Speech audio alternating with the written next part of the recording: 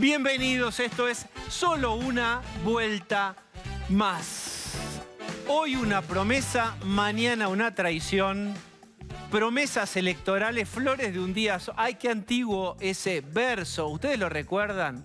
Hace tiempo y allá lejos, hace como 10.000 años, juró Alberto Fernández y perjuró en diversos actos y de diversas maneras que nunca más se iba a pelear con Cristina Fernández de Kirchner. Sufrió Alberto Fernández esa especie de destierro autoimpuesto cuando se peleó en 2008 con Cristina Fernández de Kirchner y dio vueltas por todos lados, por todos los espacios, por todos los estudios de televisión. Eso generó un dolor interno. Él dijo, esto no va a pasar nunca más. Yo no me voy a pelear. ¿Querés recordar cómo eran aquellas promesas? Mirá. Ustedes no tienen idea la alegría y la emoción que tengo de estar aquí con ustedes y de estar con Cristina. ¿Cómo fue el reencuentro con Cristina? Y está claro que hay un condimento político detrás de eso. Pero ustedes no saben la alegría que tengo de haberme reencontrado con mi amiga Cristina. Por la locura de la Argentina o por la locura nuestra. Alguna vez nos distanciamos y alguna vez nos reencontramos y nos reencontramos sabiendo que no había diferencias centrales entre nosotros, donde puedo terminar con Cristina hablándoles a ustedes sobre todo lo que nos queda por delante, sobre todo lo que está por venir. Lo importante es que hoy, en esta plaza, estamos Cristina, estoy yo, estamos todos unidos, decididos a poner la Argentina de pie.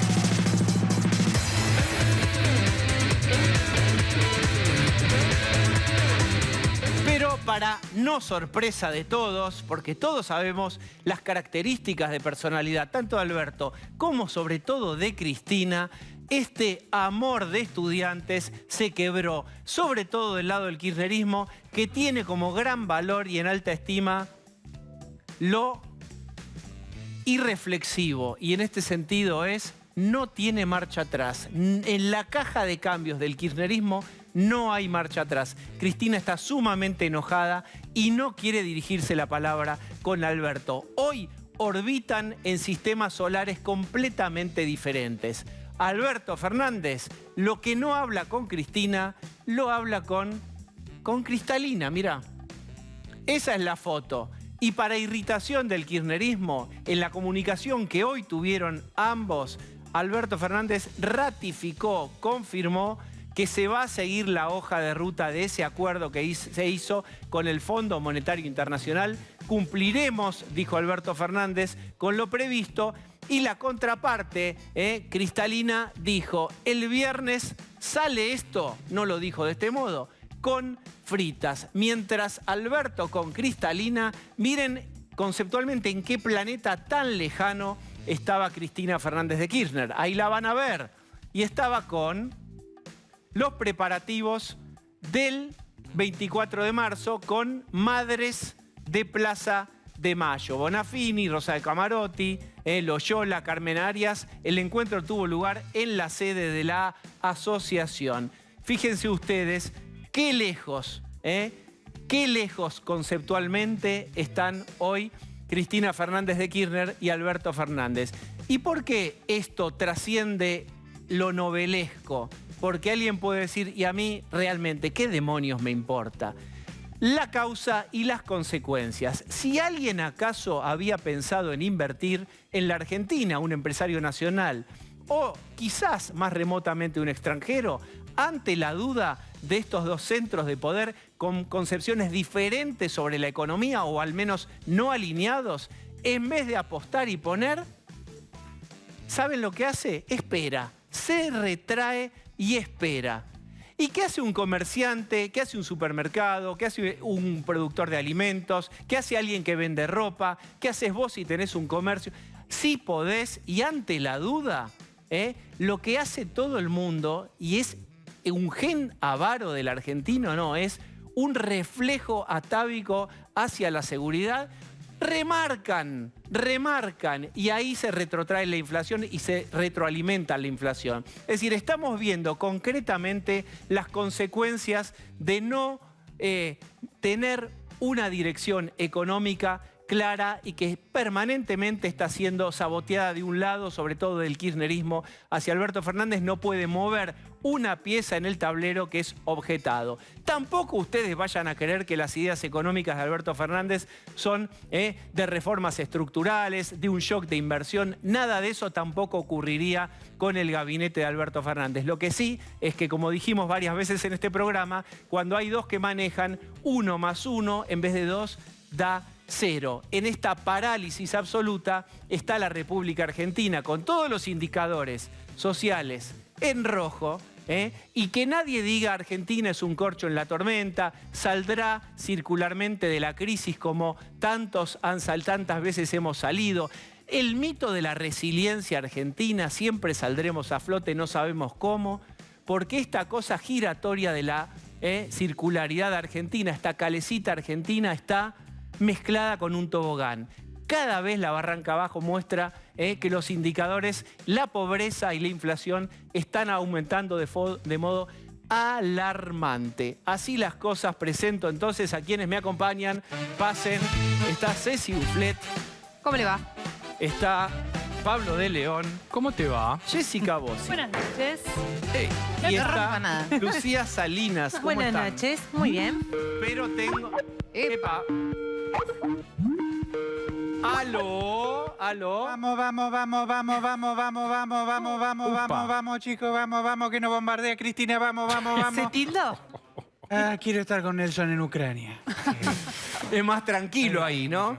Sí, mucho más tranquilo, estaríamos con los habituallamientos, morfando. La palabra habituallamiento es verdad. Sí. Es muy... Caló hondo Nelson en no mí, escucha ahora. caló muy hondo en mí, caló muy hondo y quiero protegerlo a Nelson, quiero protegerlo, así que por eso... Pero bueno, la vida me puso en este lugar, Diego, ¿qué quiere que haga? ¿Qué quiere que haga?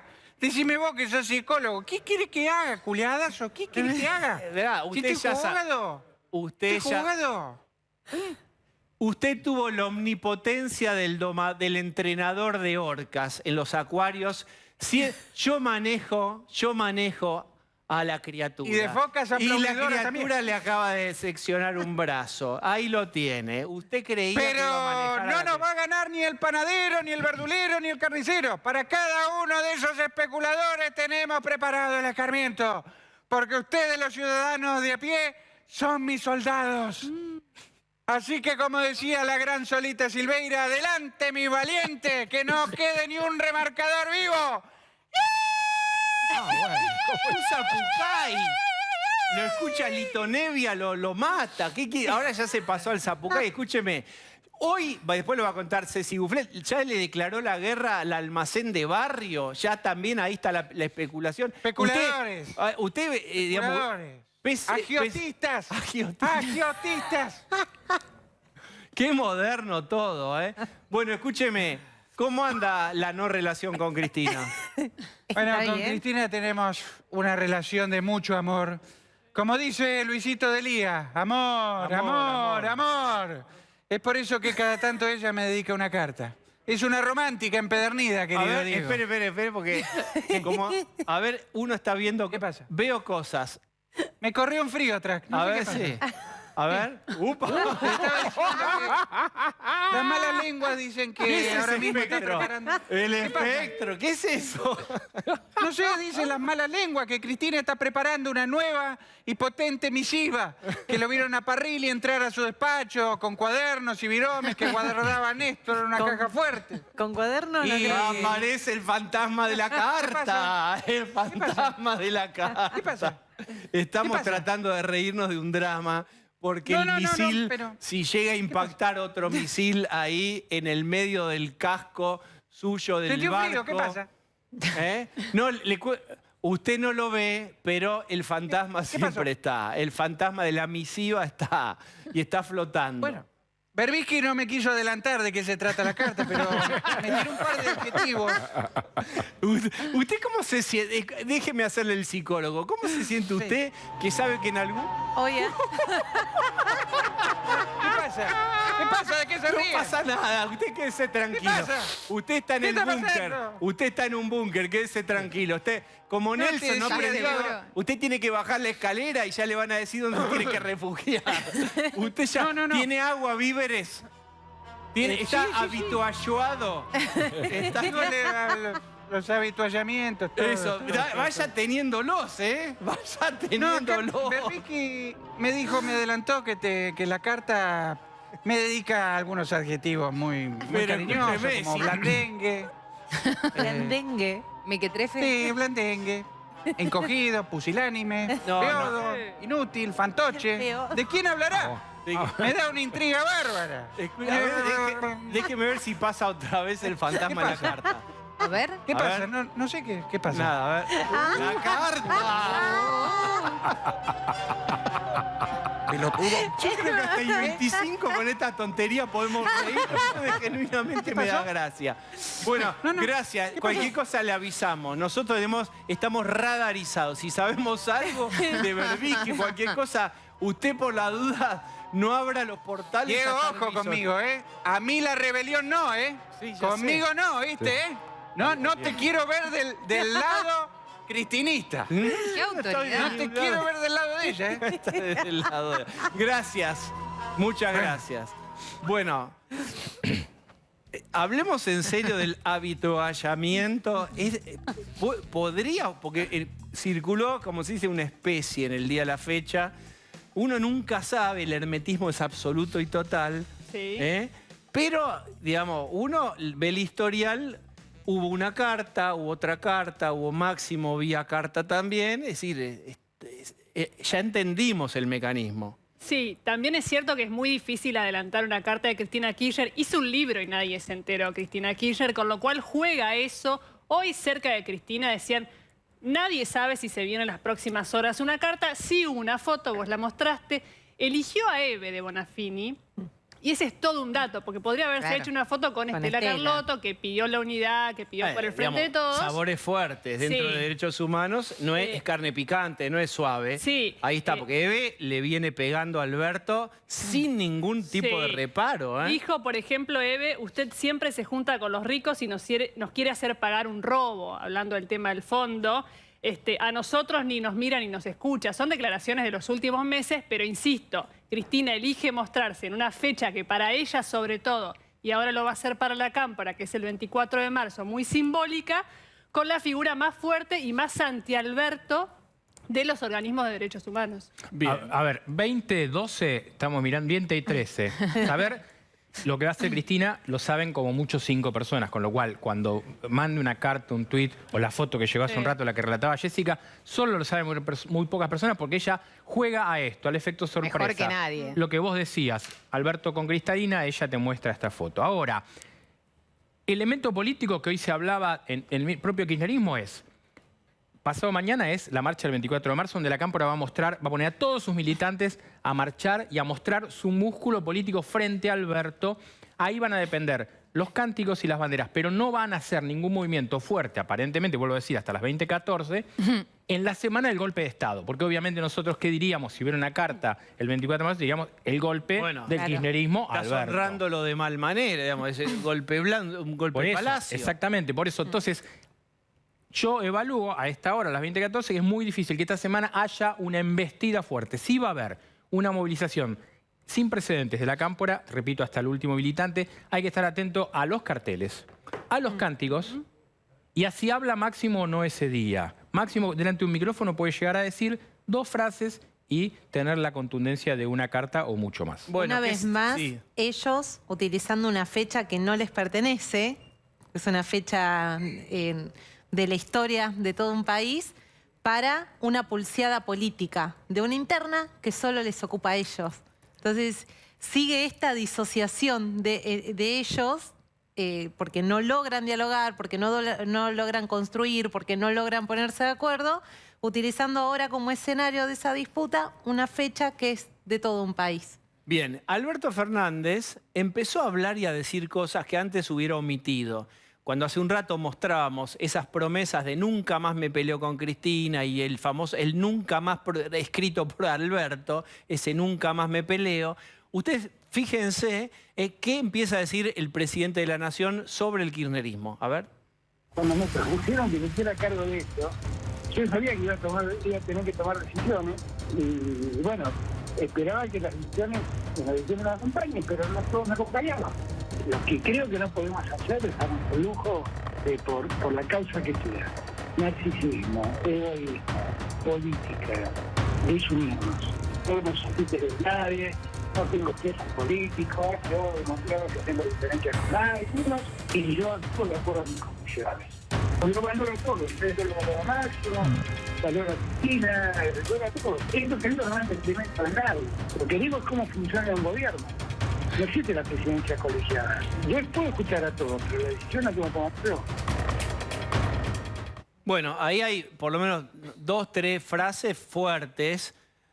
No existe la presidencia colegiada. Es diferente decir yo no soy chirolita, ya es...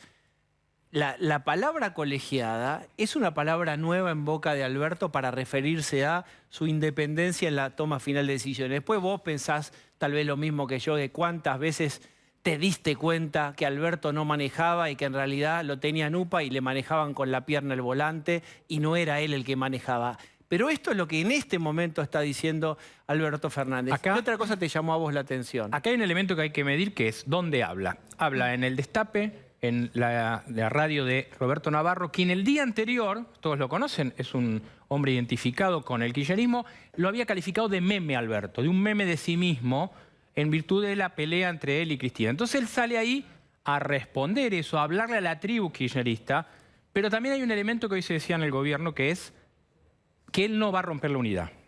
Él va a decir esto y sus funcionarios van a decir esto en virtud, por lo que decía Cerruti respecto de Lozano. Te tenés que preguntar vos qué haces ahí sentado. Bien, hablando de Lozano y a qué se refiere Pablo de León, veamos lo que dijo la portavoz, la vocera del gobierno, que también empieza ya a marcar con unas declaraciones diferencias y a responderle al kirchnerismo. En este caso, no es kirchnerista Claudio Lozano, está ahí satelital, pero ocupa un puesto concreto en el Banco Nación y sin embargo realizó una acción judicial en contra del acuerdo de la deuda. Entonces, ¿de qué lado estás, Lozano? Esto es lo que le dice Cerruti. Que es que uno tiene que conocer sus propios límites y hasta cuándo permanecer o no en un gobierno si esa postura es tan extrema que a vos mismo te hace sentirte ya no parte de ese gobierno, ¿no? Me parece que en ese sentido, si vos tenés una posición tan extrema, deberías preguntarte realmente qué haces allí, ¿no? Bueno, es una invitación, sé dónde está tu ropa, ahí está, pues vete. Pero que le pidan la renuncia. Pero ¿por qué no le piden la renuncia? ¿Por qué hacen esto? Perdón, Jessica, pero ¿por qué hacen esto? Porque saben que no lo pueden echar. Es una muestra de impotencia ese gesto. Pero perdona, pueden echar a Guado de Pedro, a Luana Bonovich, a cualquier funcionario, Alberto, firma un decreto. Se quedan sin gobierno. No sé, ¿por qué? Y evidente, porque si no, lo hubieran echado a Basualdo hace un año. No, todo lo que hizo Alberto Fernández puede tener una lógica dentro de su mirada que puede no tener nada que ver con la realidad, eventualmente lo que pase a futuro. Bueno. Digo, hay miradas muy distintas. Está claro que el gobierno como objetivo político se trazó, dicho por funcionarios muy cercanos a Alberto Fernández, es 1 año y 3 meses, cierre de listas, todos bajo el mismo paraguas. Hay separación, pero no hay divorcio. ¿Qué quiere decir esto? Bueno, hay cuarto separado, pero sí, nadie se tiene que entrar afuera. Pero nadie se va de acá adentro, como sea, hay que llegar. Es muy difícil. Hay otros que dicen dentro del kirchnerismo, si nos estamos matando, ¿cómo vamos a hacer para gestionar 1 año? Bueno, Hace 2 años que no hoy gestionan. un ministro albertista decía, ¿sabe dónde está Guado de Pedro? Me pregunta a mí en una charla en Off the Record, que no podemos decir el nombre, y digo, bueno, hoy se sacó una foto que ahora la vamos a ver, que es inexplicable, Marco, de todo esto que estamos charlando. Y decían, porque es el ministro del Interior, debería estar gestionando. Entonces, la cosa está así, en esta carpa que decía Jessica, que están todos juntos, pero insisto en el criterio en que Alberto está queriendo decir que yo mantengo la unidad y en todo caso rompan ustedes. Pero es importante ver esta foto, si la tenemos, que es una foto que en el marco, vos fíjate, inflación, precios, nada, Fondo Monetario, nada, pero se juntan todos en una reunión de cambio climático. Vos fíjate qué armonía para el cambio climático. Están Alberto, atrás está Cafiero y Cerruti, pero a la derecha de su pantalla, señora, están Kicillof, Elizabeth Gómez Alcorta y Guado de Pedro. O sea, el kirchnerismo unido, ahí los tenemos, hasta Gerardo Morales está, mirá. Mira. Nicolini, Mansur, Lamens, Aníbal, Soria al lado, también otro ariete. Cabandier. Nadie le quiere dar la espalda a Guado de Pedro también, ¿no? Exactamente. Y ahí lo tenemos a Guado de Pedro. Con lo cual, esta foto ¿Qué quiere decir? Sinteticen lo que para ustedes significa esta foto en una frase. Que el gobierno no tiene unidad, salvo para una foto de cambio climático. En términos de discusión política fuerte, no hay unidad. Es una puesta en escena.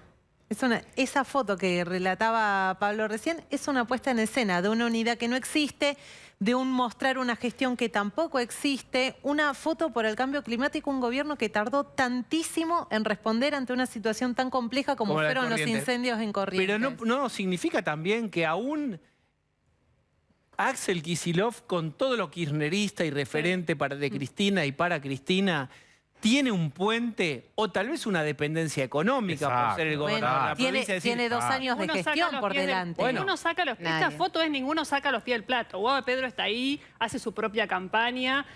Alberto algunas veces le dice el fantasma porque está solo. No es cierto que hay una reconciliación. Hay mucha desconfianza, pero ninguno se va. Eso significa esta foto. Que vos decías, es una puesta en escena, Lucía, pero así ganaron la elección, no ganaron la elección de amor, sí, pero no vino un gobierno. No, pero vino. Claro, pero el momento era otra, si usamos la misma figura, era otra la puesta en escena que ellos habían planteado. Había un mínimo diálogo entre ellos, había un mínimo acuerdo entre ellos.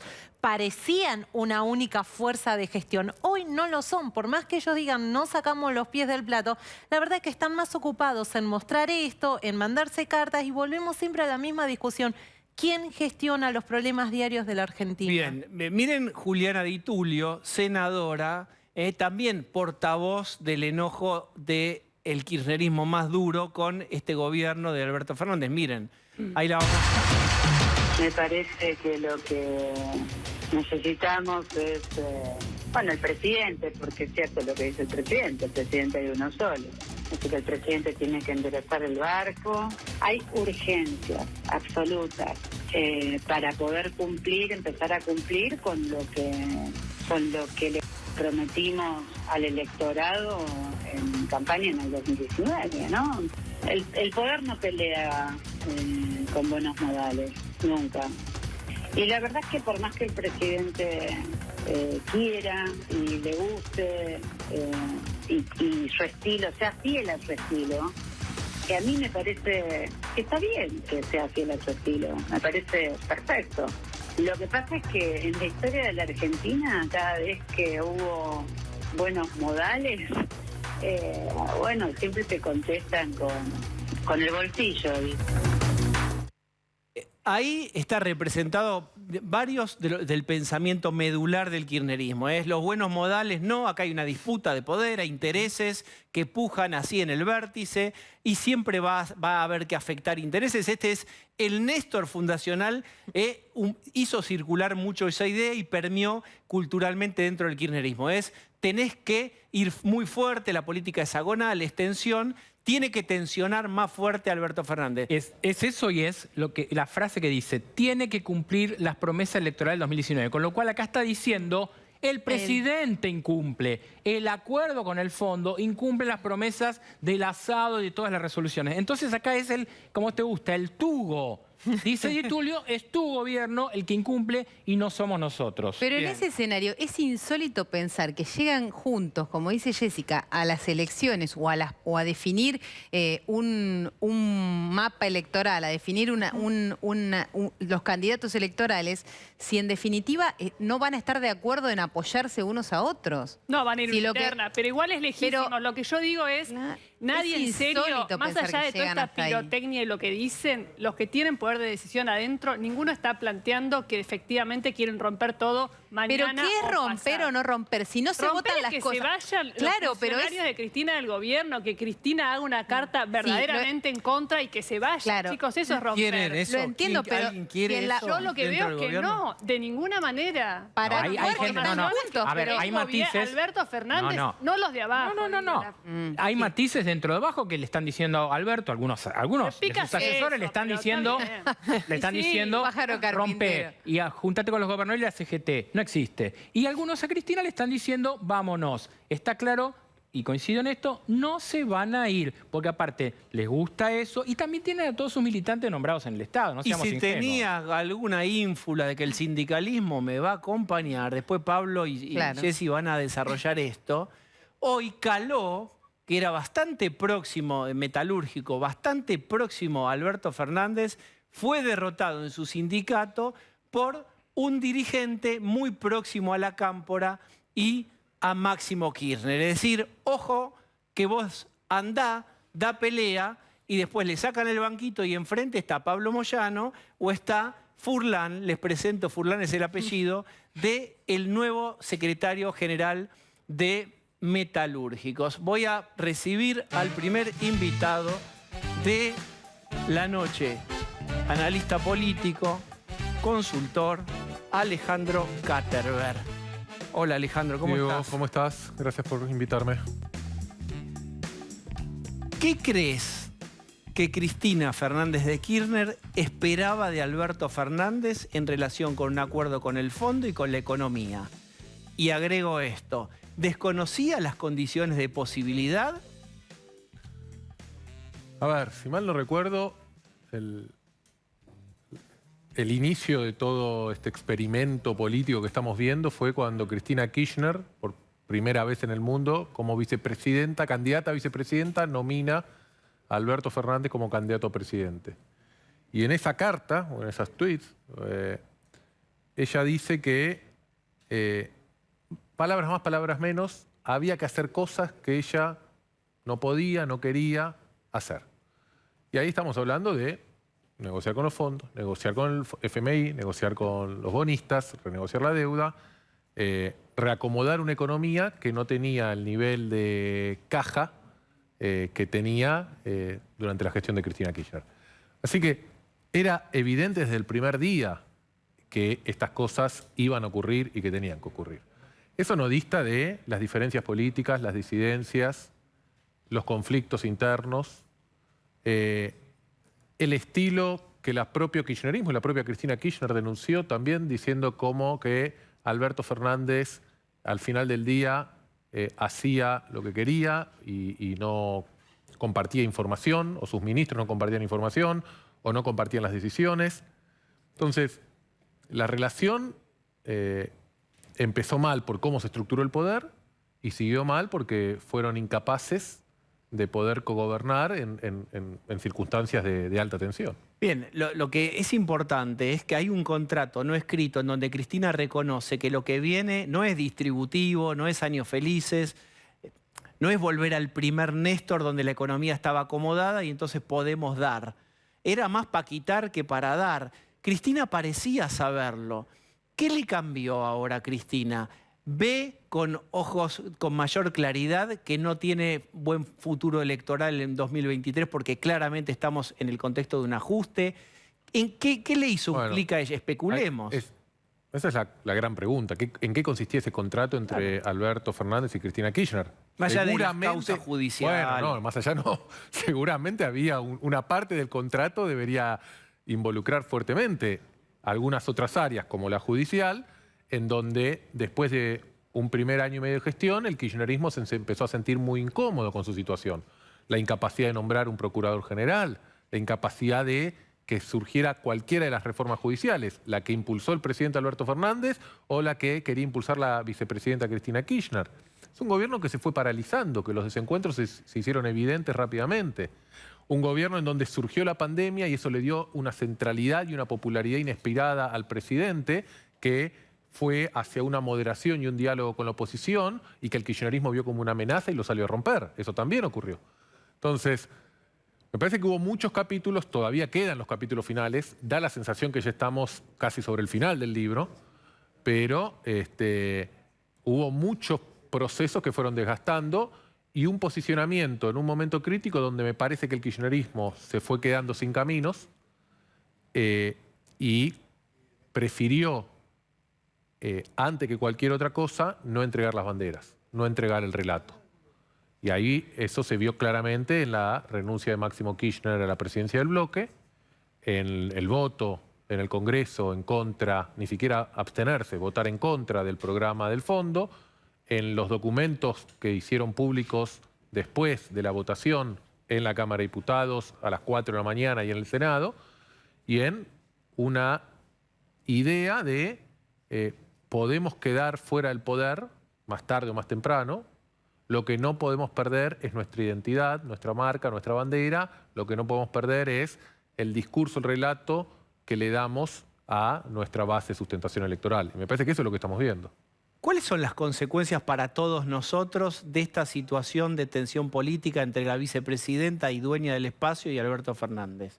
¿En qué nos afecta? Bueno, lo que estamos viendo, me parece que es un gobierno que ha tenido muchos problemas de coordinación, de gestión, con ministros que no pueden imponer decisiones porque funcionarios de menor rango se las frenan, con incapacidad para sacar proyectos o reformas, nos gusten o no nos gusten dependiendo de quién lo esté mirando, pero de vuelta lo que se ve es parálisis.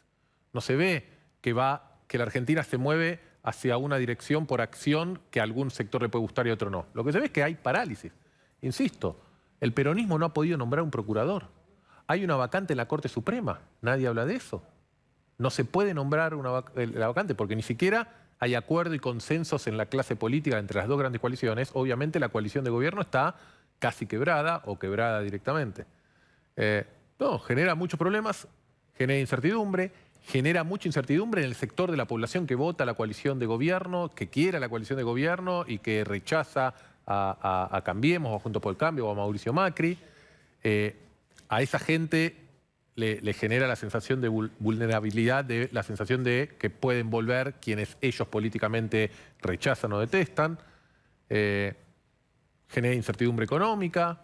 No, Argentina está paralizada, Diego. La economía está parada, pero no de ahora, también de un año o de 2 años. Hace muchos años que la Argentina y el sistema político está muy parado. Hablando de parálisis, ustedes midieron con Poliarquía capacidad de las personas para pensar que el futuro será mejor. Cuando salieron a preguntar, ¿crees que el futuro será mejor, que será controlada la inflación? Se encontraron con una sorpresa en la serie que hace muchísimos años no ocurría. ¿Querés contar qué fue?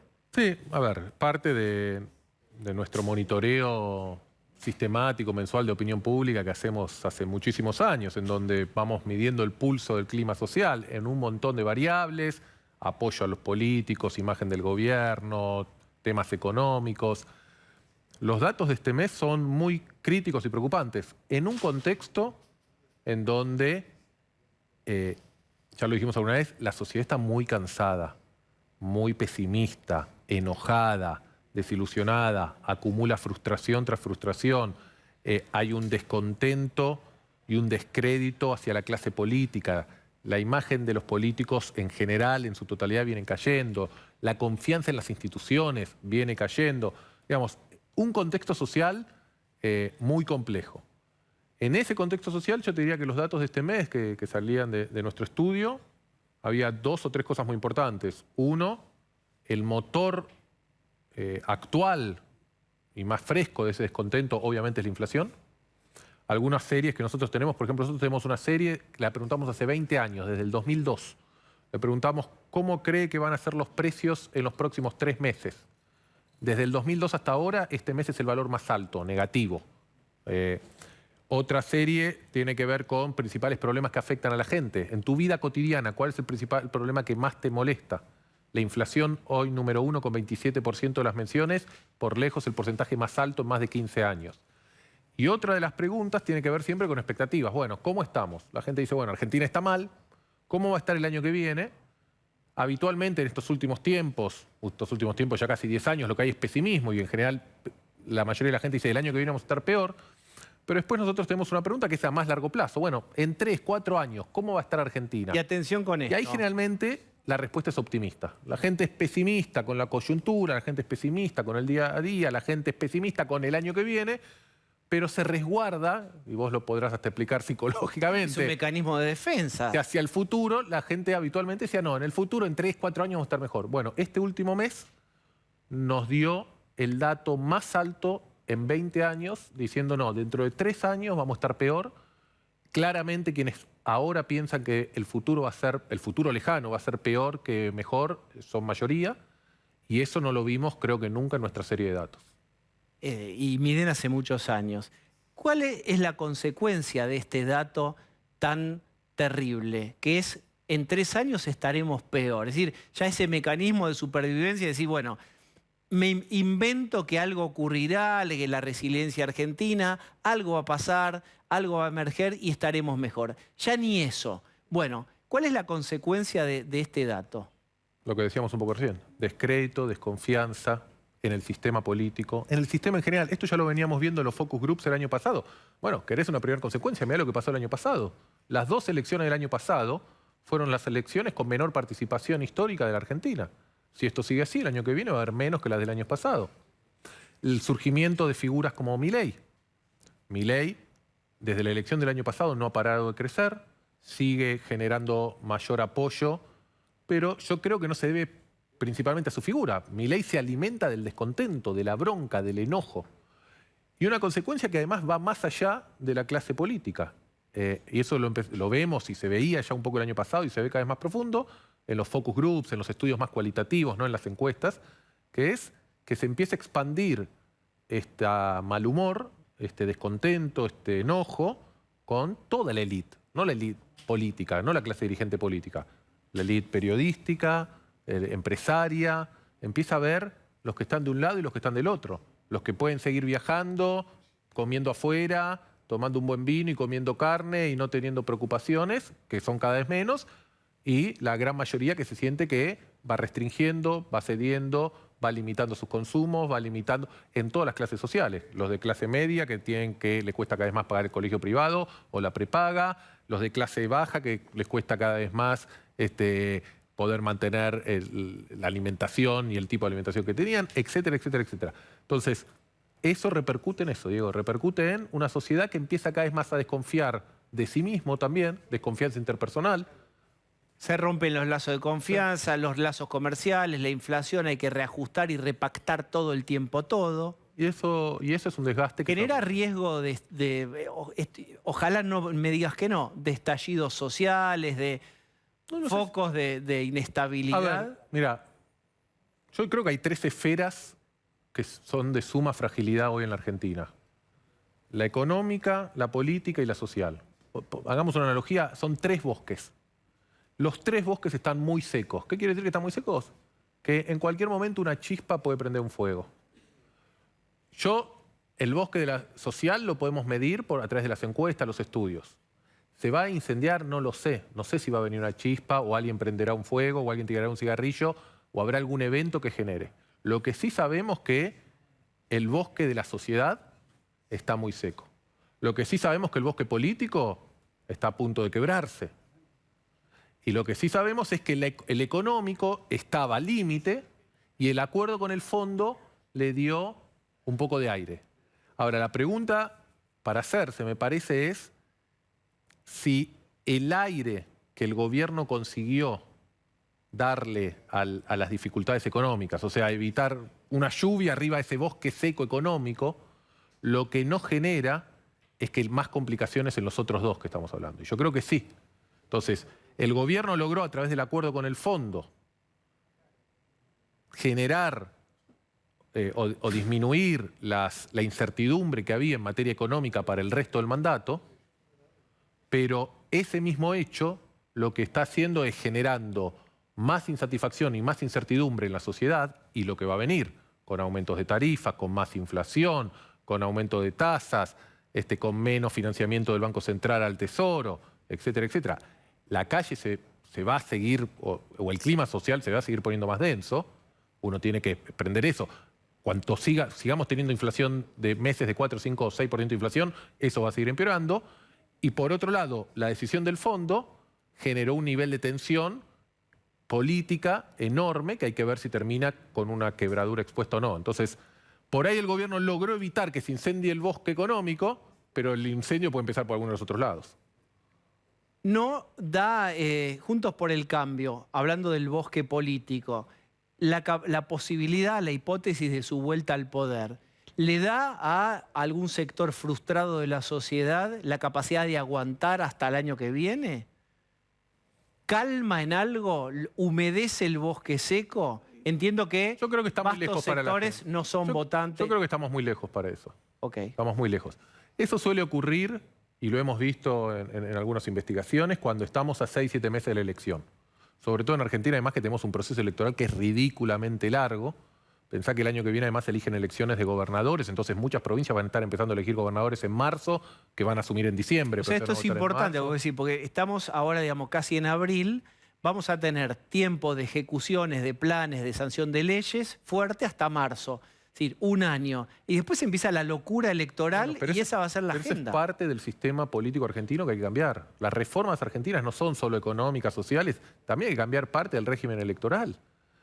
Los gobiernos llegan y tienen un periodo, una ventana de 8 o 10 meses para gestionar y después ya empieza la carrera electoral. Con toda la demagogia y las promesas y los condicionamientos. Diciembre del 2020, Cristina Kirchner en La Plata diciéndole al gobierno y a Guzmán que cuando el blue se había ido a 200 y el gobierno tuvo que, frente al precipicio, ajustar, moderar el gasto y racionalizar un poco la economía, diciéndole en diciembre del 2020, por este camino no vamos, pensando en las elecciones que venían un año más tarde. Estamos en ese proceso, Diego.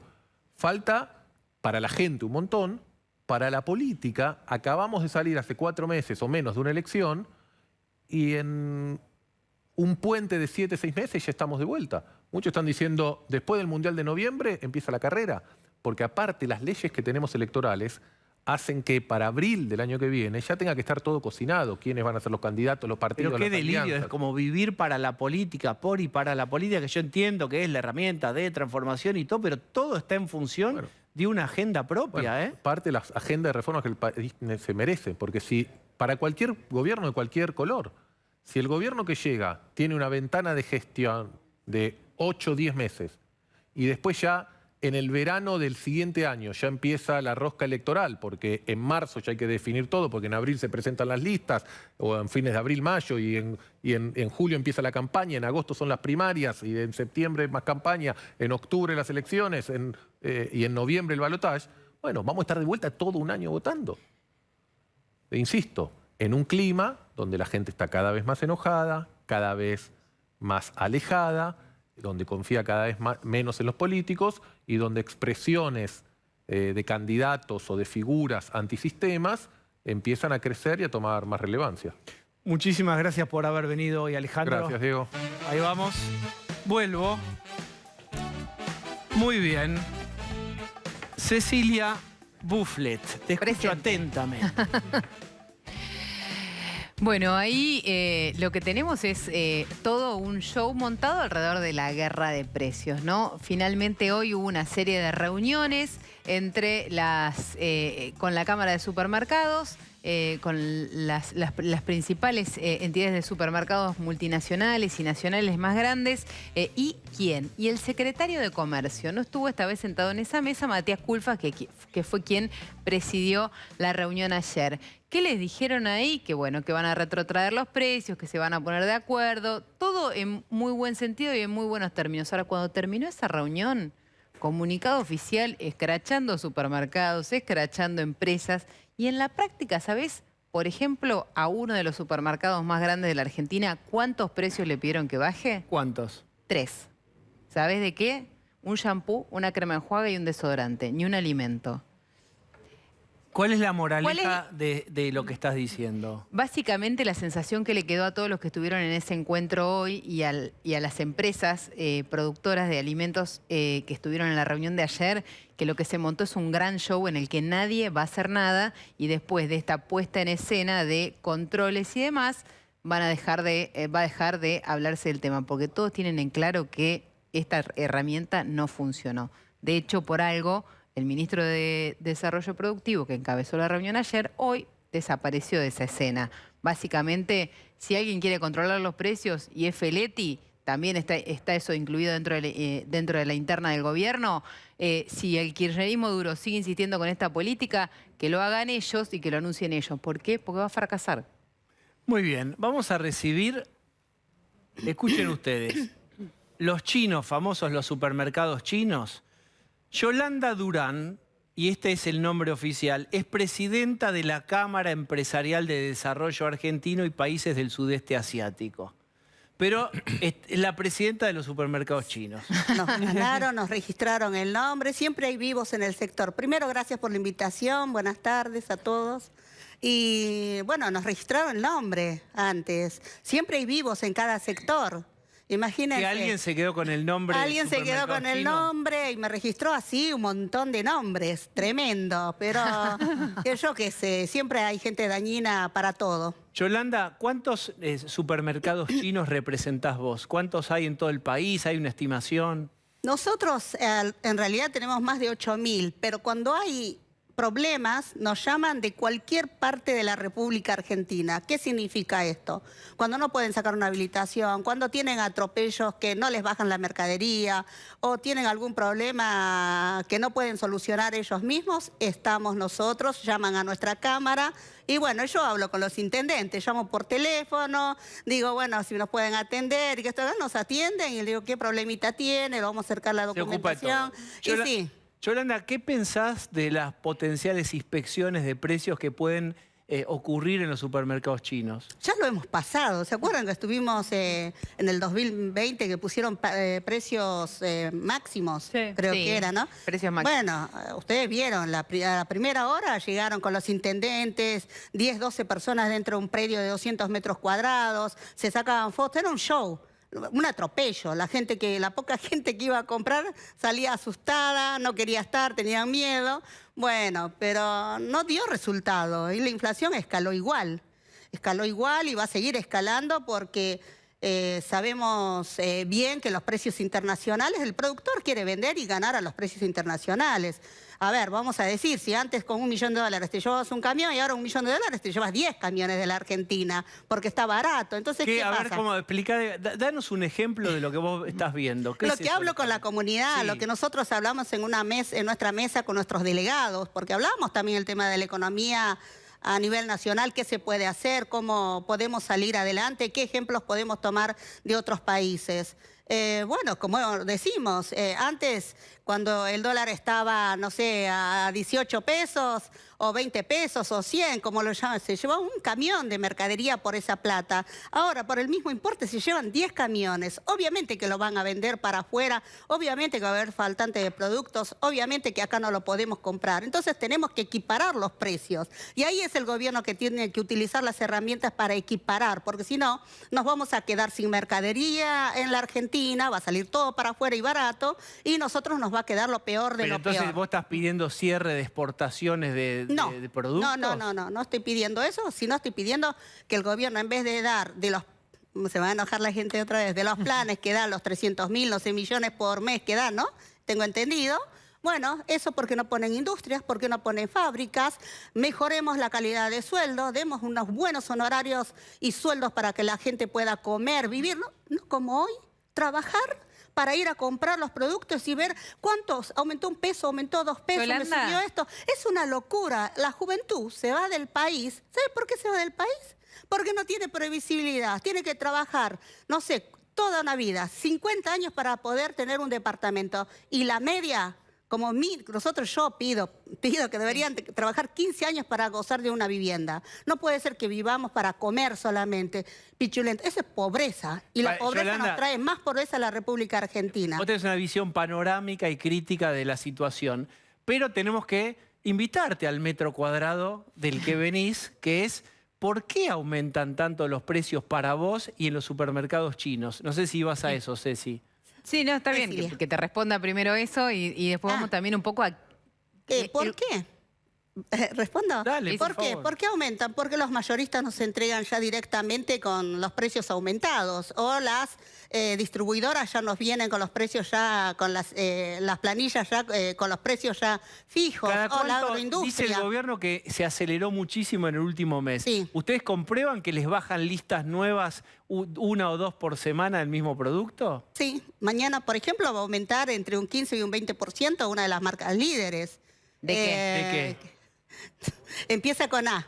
No, pero ¿de qué No, pero producto? ¿de qué producto? Y No bueno, digas la marca. galletitas, chocolates, todo lo que tiene una variedad de productos. Y ya llegaron nuestros listados, hoy lo recibimos. Entonces... El gobierno dice que mañana probablemente anuncie una canasta de 70, 80 productos con precios congelados o precios especiales, tipo precios cuidados, pero para los supermercados chinos, para los almacenes de barrio y demás. ¿Te entrega alguien ese producto a vos?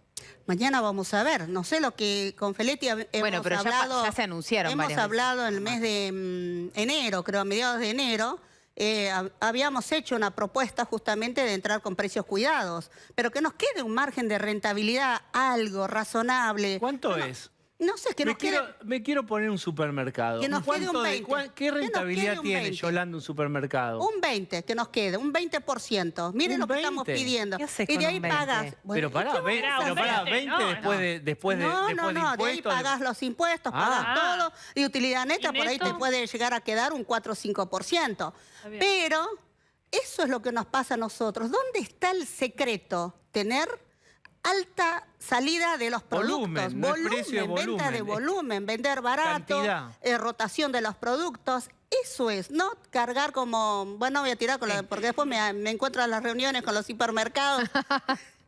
Me dice, Yolanda, usted, bueno, es la verdad. ¿Por qué si no vas a poner el 80% ¿Y qué te de pasa descuento al cuando segundo producto? ¿y qué te pasa Largalo. cuando tenés estos sistemas de controles de precio que finalmente te empiezan a entregar menos cantidad? ¿Qué te pasa a vos como comerciante si no te entregan productos? Estamos atados de pies y manos porque dependemos de los mayoristas, dependemos de distribuidores, dependemos y el secretario tiene que hablar con ellos no le bajan la línea. La última vez estuvimos en reunión todos juntos, yo llevo las facturas, los muestro los aumentos, cuánto estamos comprando, qué estamos pasando en el sector, qué hacen los mayoristas, qué hacen ellos, me mienten en la cara, me desmienten. Y el secretario sentado ahí y está en el medio, dice, bueno, volvemos a encontrarnos para otra reunión. Cuando nos volvemos a encontrar otra reunión, oh sorpresa, estamos solitos.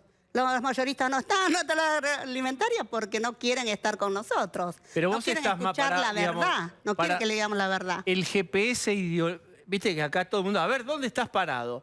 ¿Vos dónde estás parada? Más en que la inflación es un fenómeno macroeconómico, que la emisión es básicamente lo que produce la inflación. ¿Crees que hay, como dice el kirchnerismo, formadores de precios que pueden tener conductas monopólicas y de avaricia, etcétera? Digamos, ¿dónde estás?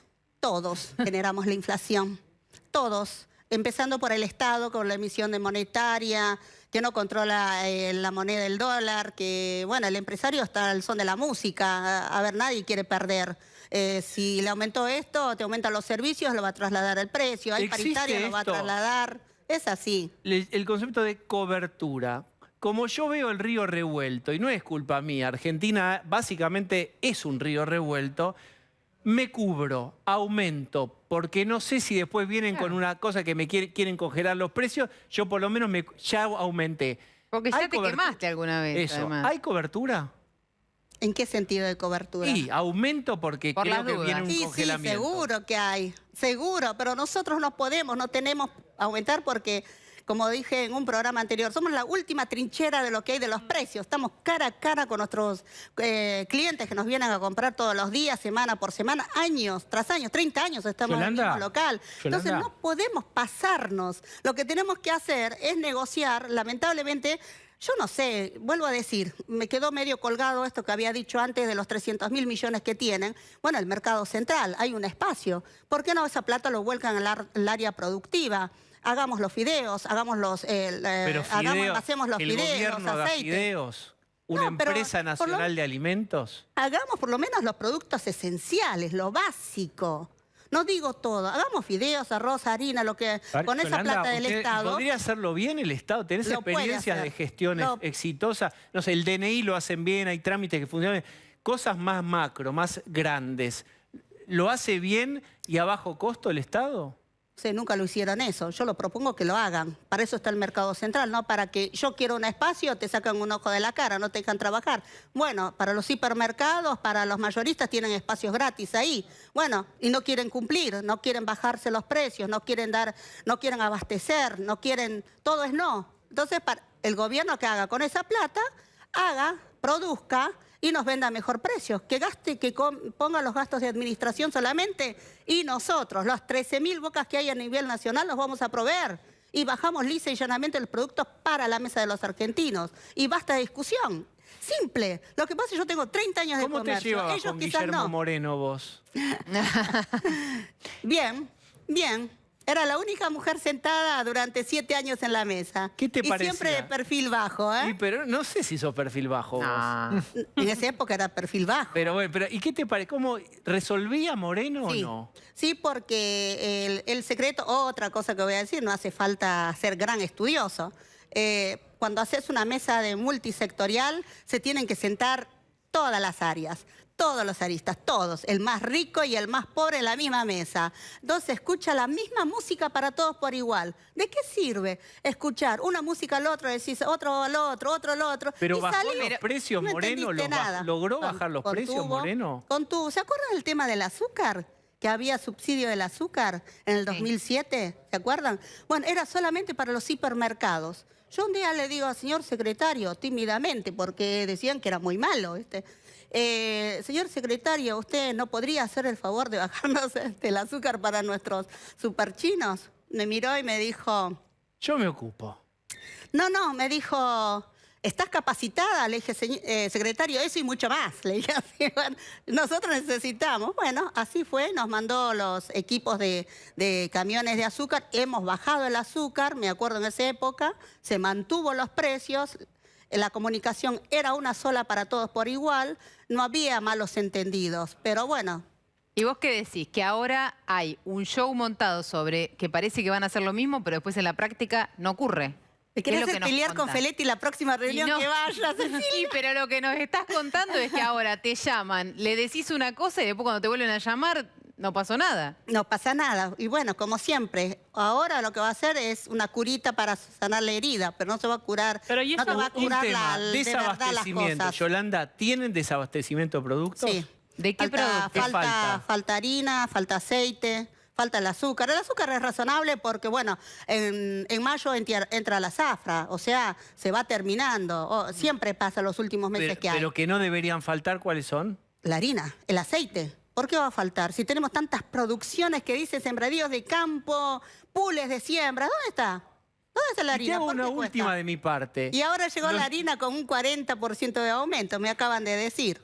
¿Sigue siendo atractivo para los chinos poner supermercados en Argentina? Mientras no haya previsibilidad y confianza en el país, tenemos un signo de interrogación. Jessy, última.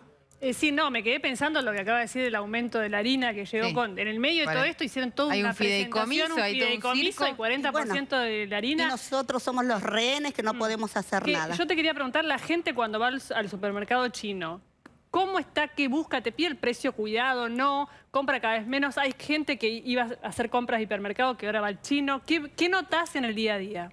El tema es que nosotros no estamos en precios cuidados. Nunca, o sea, hemos participado con Augusto Costa, que no sé si acuerdan en esa época. Él sacó publicidad con un chino que vendía, 2014. Que tenía un precio, funcionó más o menos bien. Pero desde Paula Español hasta la fecha, nosotros no pudimos entrar a precios cuidados porque no pueden negociar el margen de utilidad. O sea, si ellos venden un queso crema a 200, un ejemplo, a 250 pesos, nosotros no podemos ir a comprar al mayorista a 250 pesos. ¿Entienden? Entonces, ¿cómo vamos a salir comprando por igual o poniendo plata de nuestro bolsillo encima?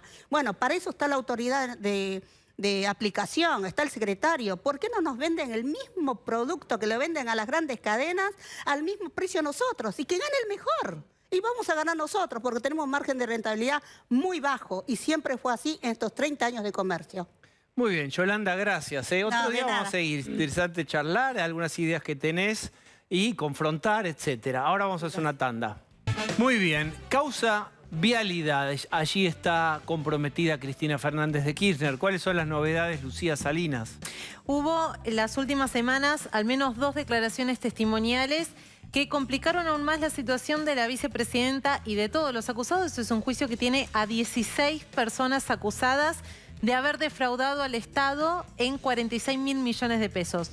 Plata que recibió Lázaro Báez y que nunca se volcó a lo que debería volcarse, que eran obras viales en la provincia de Santa Cruz. El último en declarar y que cierra esta etapa de declaraciones testimoniales, al menos de tenor político, fue Javier Iguacel, el ex titular de Vialidad Nacional, que fue el denunciante en 2016 de esta causa y que finalmente es la causa que lleva por primera vez a Cristina Kirchner al banquillo de los acusados.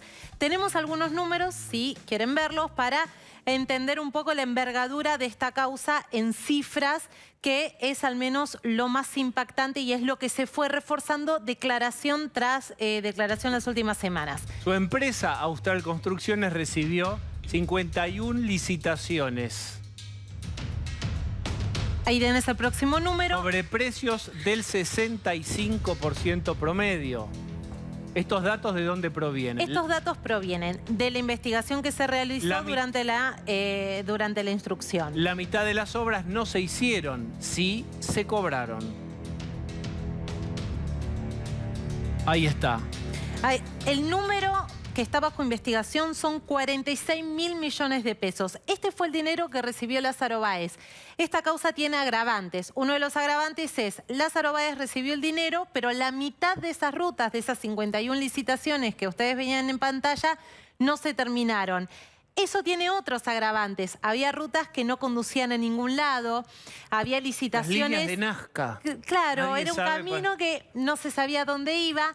Después habían licitaciones simuladas, es decir, que las únicas que competían eran todas empresas de Lázaro Báez, es decir, el que siempre iba a ganar en esa licitación, indefectiblemente iba a ser Lázaro Báez.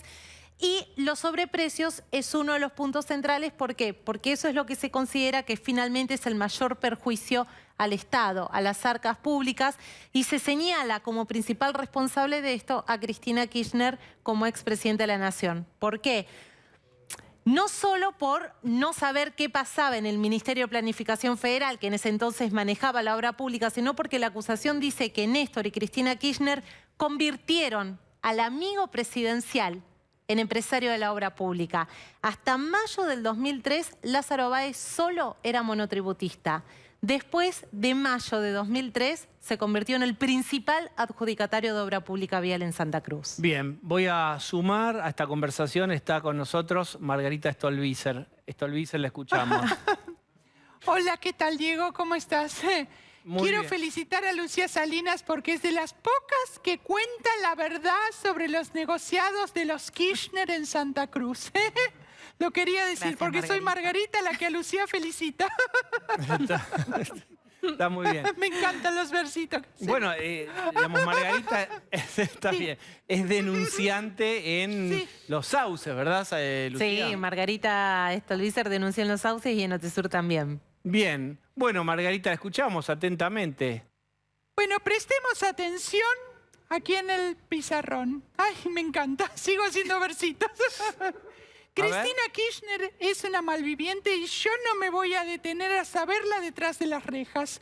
No puede ser, Diego, que habiendo robado tanto ahora pretenda presentarse ante la sociedad como una víctima simplemente porque le rompieron un vidrio del despacho. Como dice Margarita, un piedrazo no habilita a robarse tanta guita. ¡Qué graciosísimo! ¡Ay, me da asma! Un Ventolin a la producción. ¡Qué contagioso es esto! Bueno, a ver, seamos fuertes y vayamos para adelante. Está bien. A ver, Margarita. Se siente, man es presidente. Pero está... Bueno, ¿cómo anda con sus socios políticos? Digamos, siempre le tengo que hacer la misma pregunta. GPS político, ¿dónde está Margarita hoy ubicada? Mándenos su ubicación. Hay que dejar que los macristas y los larretistas se maten entre ellos y nosotros, silbando bajito, nos quedamos con todo. Total, yo ya gané. ¿En qué sentido? Soy Margarita y a mi banca nadie me la quita. Es graciosísimo, o tal vez no, pero... ¿Qué pasó, Margarita? Bueno, el vínculo con... ¿Hay algún tipo de chat con Sergio Massa o es un amor del pasado, una relación que está terminada completamente? ¿Hay alguna actividad en los chats o ya no? Y Sergio siempre te manda a la madrugada mensajes. Pero yo no le contesto, ahora no me quiero quemar. Bueno, ¿y con Vidal habla? ¿Usted formaría hablo parte mucho. eventualmente de un 2023 Juntos por el Cambio en algún lugar? No tengo ningún problema. No tengo ningún problema. No, porque en el turno pasado de Cambiemos, usted no quiso, usted tuvo muchas previsiones. Uno no sabe bien si hay ahí un enfrentamiento con Carrió. Sí, pero en ese momento me quedé sin nada después. Así que ahora hay que aprovechar. Es una flor de oportunidad. Está muy bien, está bien. O sea que aprendió la lección que en esta, si la sortija aparece otra vez hay que agarrarla. Agarrala fuerte, agarrala fuerte. Es como el kini, si lo agarrás, lo agarrás. ¿De qué se ríe Pero con el tanto? Estado es más fácil, ¿viste? ¿Cuál es la Hay otra oportunidad, otra oportunidad, otra oportunidad, otra oportunidad. Infinidad de oportunidades. Nunca se acaban las oportunidades. Escuche, ¿usted está ingiriendo algo y por qué no nos lo hace saber? Así vemos si lo compartimos o no. Tal vez no, pero ¿qué es lo que usted está... ¿Qué le causa tanta gracia? No voy a compartirlo, no voy a compartirlo. Es una versión rara de Margarita. Bueno, Margarita, ¿hay alguna flor, algo que Vicioso, tenga a disposición? Sos vicioso, Diego. No, yo no, evidentemente. A ver, yo la dijo, a ver si usted vuelve sola. A ver. Sí. Mantén, no te rías, espera. Vamos a hacer la prueba. A ver. Mírame bien a los ojos, no te rías, no te tientes.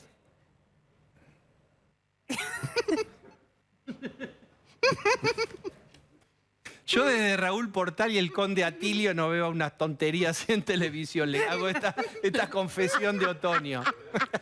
Y qué viejazo lo mío. Gracias, Margarita. Hay que jugar. Si hablamos en serio nos matamos todos, así Sí, que muy mejor bien. nos cagamos de risa. Lucía Salinas tiene que ahora hablar, no puede más. Lucía, Es hacé lo que tentadora puedas la ahora. risa. Haz lo que puedas. Haz lo que puedas. Bueno, la última novedad con este caso, que es el único juicio que Cristina Kirchner tiene en pleno desarrollo, es que va a terminar a fin de año. A fin de año, como antesala del año electoral, vamos a tener una sentencia en el único juicio por presunta corrupción contra Cristina Kirchner, donde además va a pasar otra cosa. Tanto la Oficina Anticorrupción como la Unidad de Información Financiera, que en 2016 sí habían sido denunciantes, sí habían sido querellantes, en el momento de acusar se van a retirar. ¿Por qué? Por una decisión del gobierno. Obviamente no puede estar organismos de este gobierno acusando a su vicepresidenta. Deberían poder, pero ¿le queda algún recurso judicial pendiente a Cristina para evitar ese final que vos estás diciendo, que es someterse a un veredicto antes de fin de año? ¿Algún peritaje que está cuestionado o algún recurso pendiente? Sí, hay planteos en la Corte Suprema de Justicia, con quien el kirchnerismo duro tiene un marcado y abierto enfrentamiento. Hay una serie de recursos planteados por Cristina Kirchner para hacer caer una de las pruebas más importantes que tuvo este juicio, que la ordenó el propio tribunal, que fue una pericia sobre 5 obras testigos. Cristina Kirchner había pedido peritar toda la obra pública del gobierno kirchnerista. El tribunal lo acotó. Dijo, en este caso investigamos las obras que recibió Lázaro Báez y de estas 51 vamos a analizar, los peritos van a analizar 5. Esas 5 arrojaron sobreprecios de 170 y 210 millones de dólares solo en esas 5 Y obras. pago por adelantado también, porque un argumento muy usado en proveedores del Estado es... el precio es más grande porque me pagan a un año, me pagan a 9, 8 meses. Acá es cierto que, digamos, era de los primeros en cobrar Bueno, los últimos 2 testigos en el juicio pusieron estos números. Lo que plantearon es que cuando llega la gestión de Mauricio Macri al gobierno y llega Javier Iguacela a Vialidad Nacional, se encuentran con una larga lista de empresas constructoras de todo el país tocándole la puerta, pidiendo que se salde deudas. Porque el Estado tenía deudas con una gran cantidad de empresarios de obra pública. Había deudas por $1.800 y lo que pasó es que la sorpresa fue que Lázaro Báez era el único que a esa fecha no tenía ninguna deuda. Cobraba por anticipado. Campo VIP, entraba directo a Campo VIP. Muy bien, está con nosotros desde Ucrania, desde Kiev, Nelson Castro. Nelson, te escuchamos. Hola, ¿qué tal, Diego? ¿Cómo estás? Bella noche para vos, para todo el equipo. Acá estamos nosotros en la oscuridad. Hemos podido prender esta luz hoy para que tengan un poco más de claridad, después de, te diría, de ver cómo convencíamos a las autoridades. Es plena noche, no nos podemos acercar a las ventanas. Nos faltan todavía 6 horas para completar este toque de queda extenso que ha regido hoy sobre la ciudad de Kiev, que ha sido, digamos, objeto de bombardeos durante todo el día. Nosotros hemos detectado 6, claramente, pero hemos escuchado más de una docena, marcando claramente, digo, que efectivamente la información de inteligencia que decía que hoy era un día complicado aquí en Kiev tenía pleno asidero. Nelson, ¿cómo fue la jornada? Yo recuerdo ayer charlamos y la esperanza tuya y del equipo era que no hubiera otro día de tantos ataques, de tanta necesidad de estar refugiados. ¿Qué es lo que pasó hoy? 6 ataques relevaron entonces. ¿Saben sobre qué lugares y qué daño produjeron? Sí, efectivamente. Claramente, Diego, la realidad indicaba que teníamos que quedarnos adentro. Nosotros detectamos 6, escuchamos una docena y entendemos que hay más. Quiero decirte que tenemos detectados los lugares donde fueron estos. Mañana nosotros, si como todo pinta el toque de queda se va a levantar, vamos a ir a esos lugares y seguramente los vamos a estar reflejando a lo largo de todo el día y también contigo. Si ya tenemos detectado uno de los lugares, está acá a 8 kilómetros. Se veía en la cercanía, en la columna de humo, nosotros lo transmitimos, era tan clara, tan cercana, que daba idea de que efectivamente hoy era un día de exigencia en cuanto a respetar esta norma que respetó todo el mundo. De hecho, la estamos respetando. Esta es la única luz. Yo le voy a pedir a Osvaldo que apague 10 segundos la luz para que vos veas la oscuridad total. Diego, esto es lo que hay hoy en este lugar de Kiev. Vos ves que no se ve nada, así que no hay una sola luz ni siquiera alrededor. Este hotel es un hotel fantasma. Está este pasillo en donde nosotros estamos y si apagamos la luz, fíjate, te muestro para que ustedes tengan idea. Hace recordar, es un hotel hermosísimo, ¿no es cierto? Pero acá lo tenés, mirá las escaleras, parece el hotel provincial, ¿no es cierto?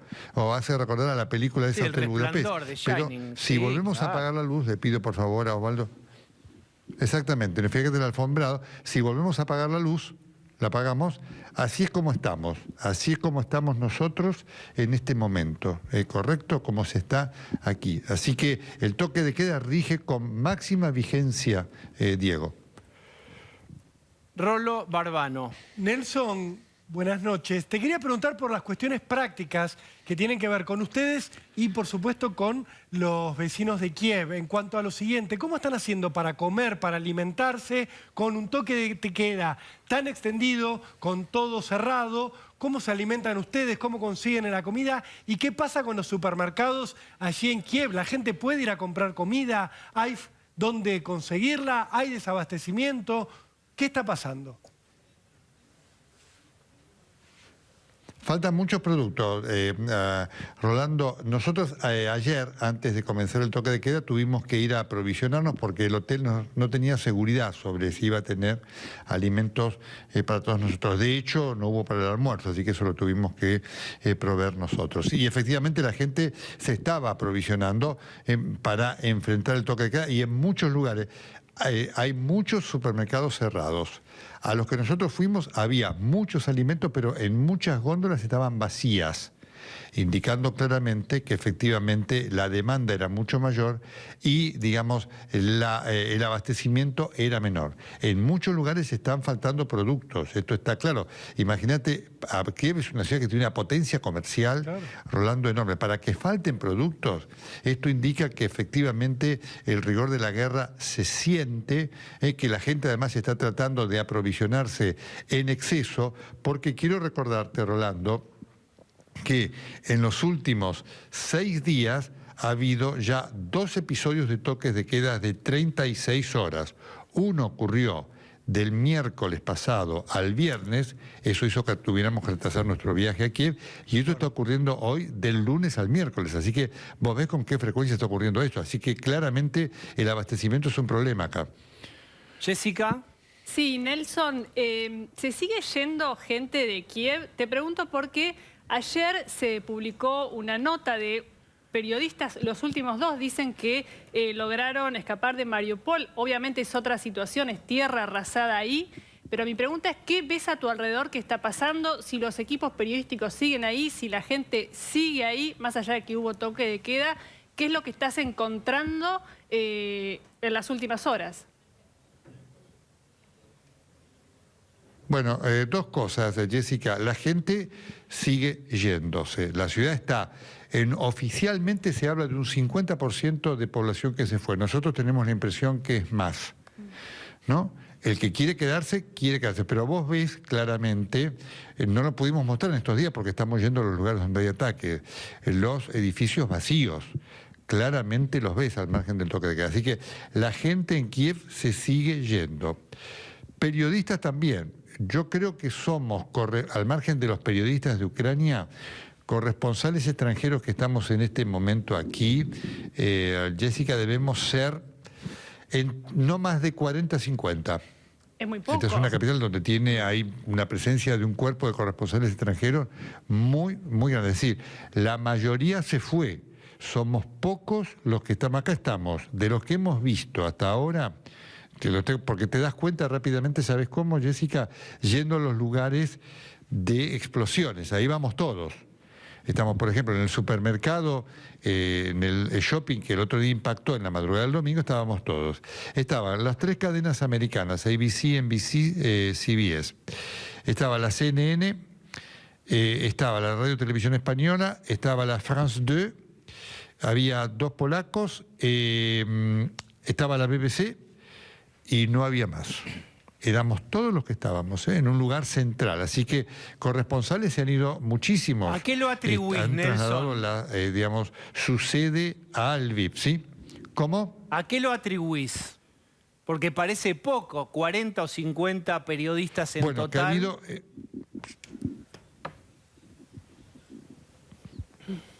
Bueno, efectivamente ha habido una orden por razones de seguridad, me contaban varios periodistas de las cadenas centrales, de mover de aquí a los equipos, ¿no? Así que efectivamente en muchos casos esta es la decisión que se ha tomado y los periodistas se han ido. Acá tenés que trabajar, por supuesto, más con casco, con chaleco y demás. Por eso, es decir, lo que nosotros sabemos que ha habido órdenes de las sedes centrales, de las organizaciones periodísticas, para que los corresponsales corresponsales de diarios hay muy pocos.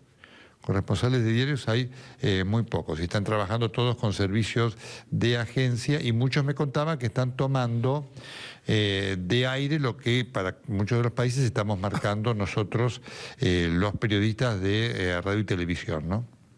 Nelson, muchísimas gracias por este contacto. Gracias, Diego. Un saludo para todos ustedes en nombre de todo el equipo, Osvaldo Berizo, Rodrigo Sánchez Miguel y Manu Joven. Hasta mañana, una bella noche para ustedes.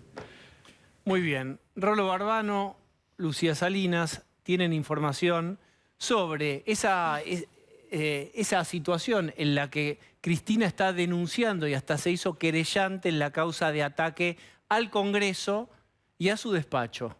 Sí, porque fue aceptada ayer por la jueza María Eugenia Capuchetti. Esta causa está en la Justicia Federal, que se investiga los daños al edificio del Congreso y el daño patrimonial, el daño al patrimonio nacional. La jueza consideró que estaban dadas las condiciones para aceptar al Senado como querellante en esta causa. ¿Por qué pide esto Cristina Kirchner? Porque sigue alimentando su hipótesis de que ella fue víctima de un ataque que estuvo pergeñado, que estuvo planificado. En el escrito que firmó ayer la abogada Graciana Peñafort, se hablaba de un ataque violento, de un ataque organizado, de que habían con pintura marcado cuál era su despacho y después se produjeron los ataques con piedras. ¿Sigue sosteniendo esta hipótesis? Uy, déjame que sume un punto en esto. La decisión de la jueza Capuchetti de aceptar como querellante no al Senado, a la presidencia del Senado, es decir, a Cristina Fernández de Kirchner, no deja de estar con cierta polémica. ¿Por qué lo digo? Porque lo que plantea Graciana Peñafort, la abogada personal de Cristina Kirchner, es que hubo un intento de lesionar a la presidenta. Lo explicita en el escrito, dice, hubo acá una tentativa de lesiones. cuando la jueza acepta a Cristina Kirchner, no al Senado, a Cristina Kirchner como querellante en su carácter de presidenta del Senado, lo que está convalidando es que hay una hipótesis que incluye el intento de lesionar a la propia vicepresidenta de la Nación, lo cual en teoría no es su objeto de investigación. Digo, lo quiero marcar porque entiendo que hay un criterio amplio, más cuando se trata de una jueza federal, que recién está haciendo sus primeros meses como jueza, pero acá Cristina está diciendo, yo quiero que investiguen y que me tomen a mí como damnificada en un intento de lesionarme a mí, a la presidenta del Senado. Sí, pero puede aceptarla como querellante, pero la hipótesis, la línea de investigación la lleva el juzgado. No siempre aceptar al querellante va a determinar que la justicia va a seguir la línea de investigación que pretende en este caso, por ejemplo, Cristina Kirchner. No, seguro, Lu, pero le está aceptando que ella tiene derecho a querellar desde su lugar de posible damnificada de este delito. Por eso quería puntualizar, porque vos ibas a decir seguramente que las pericias están marcando otra cosa, que no hubo un ataque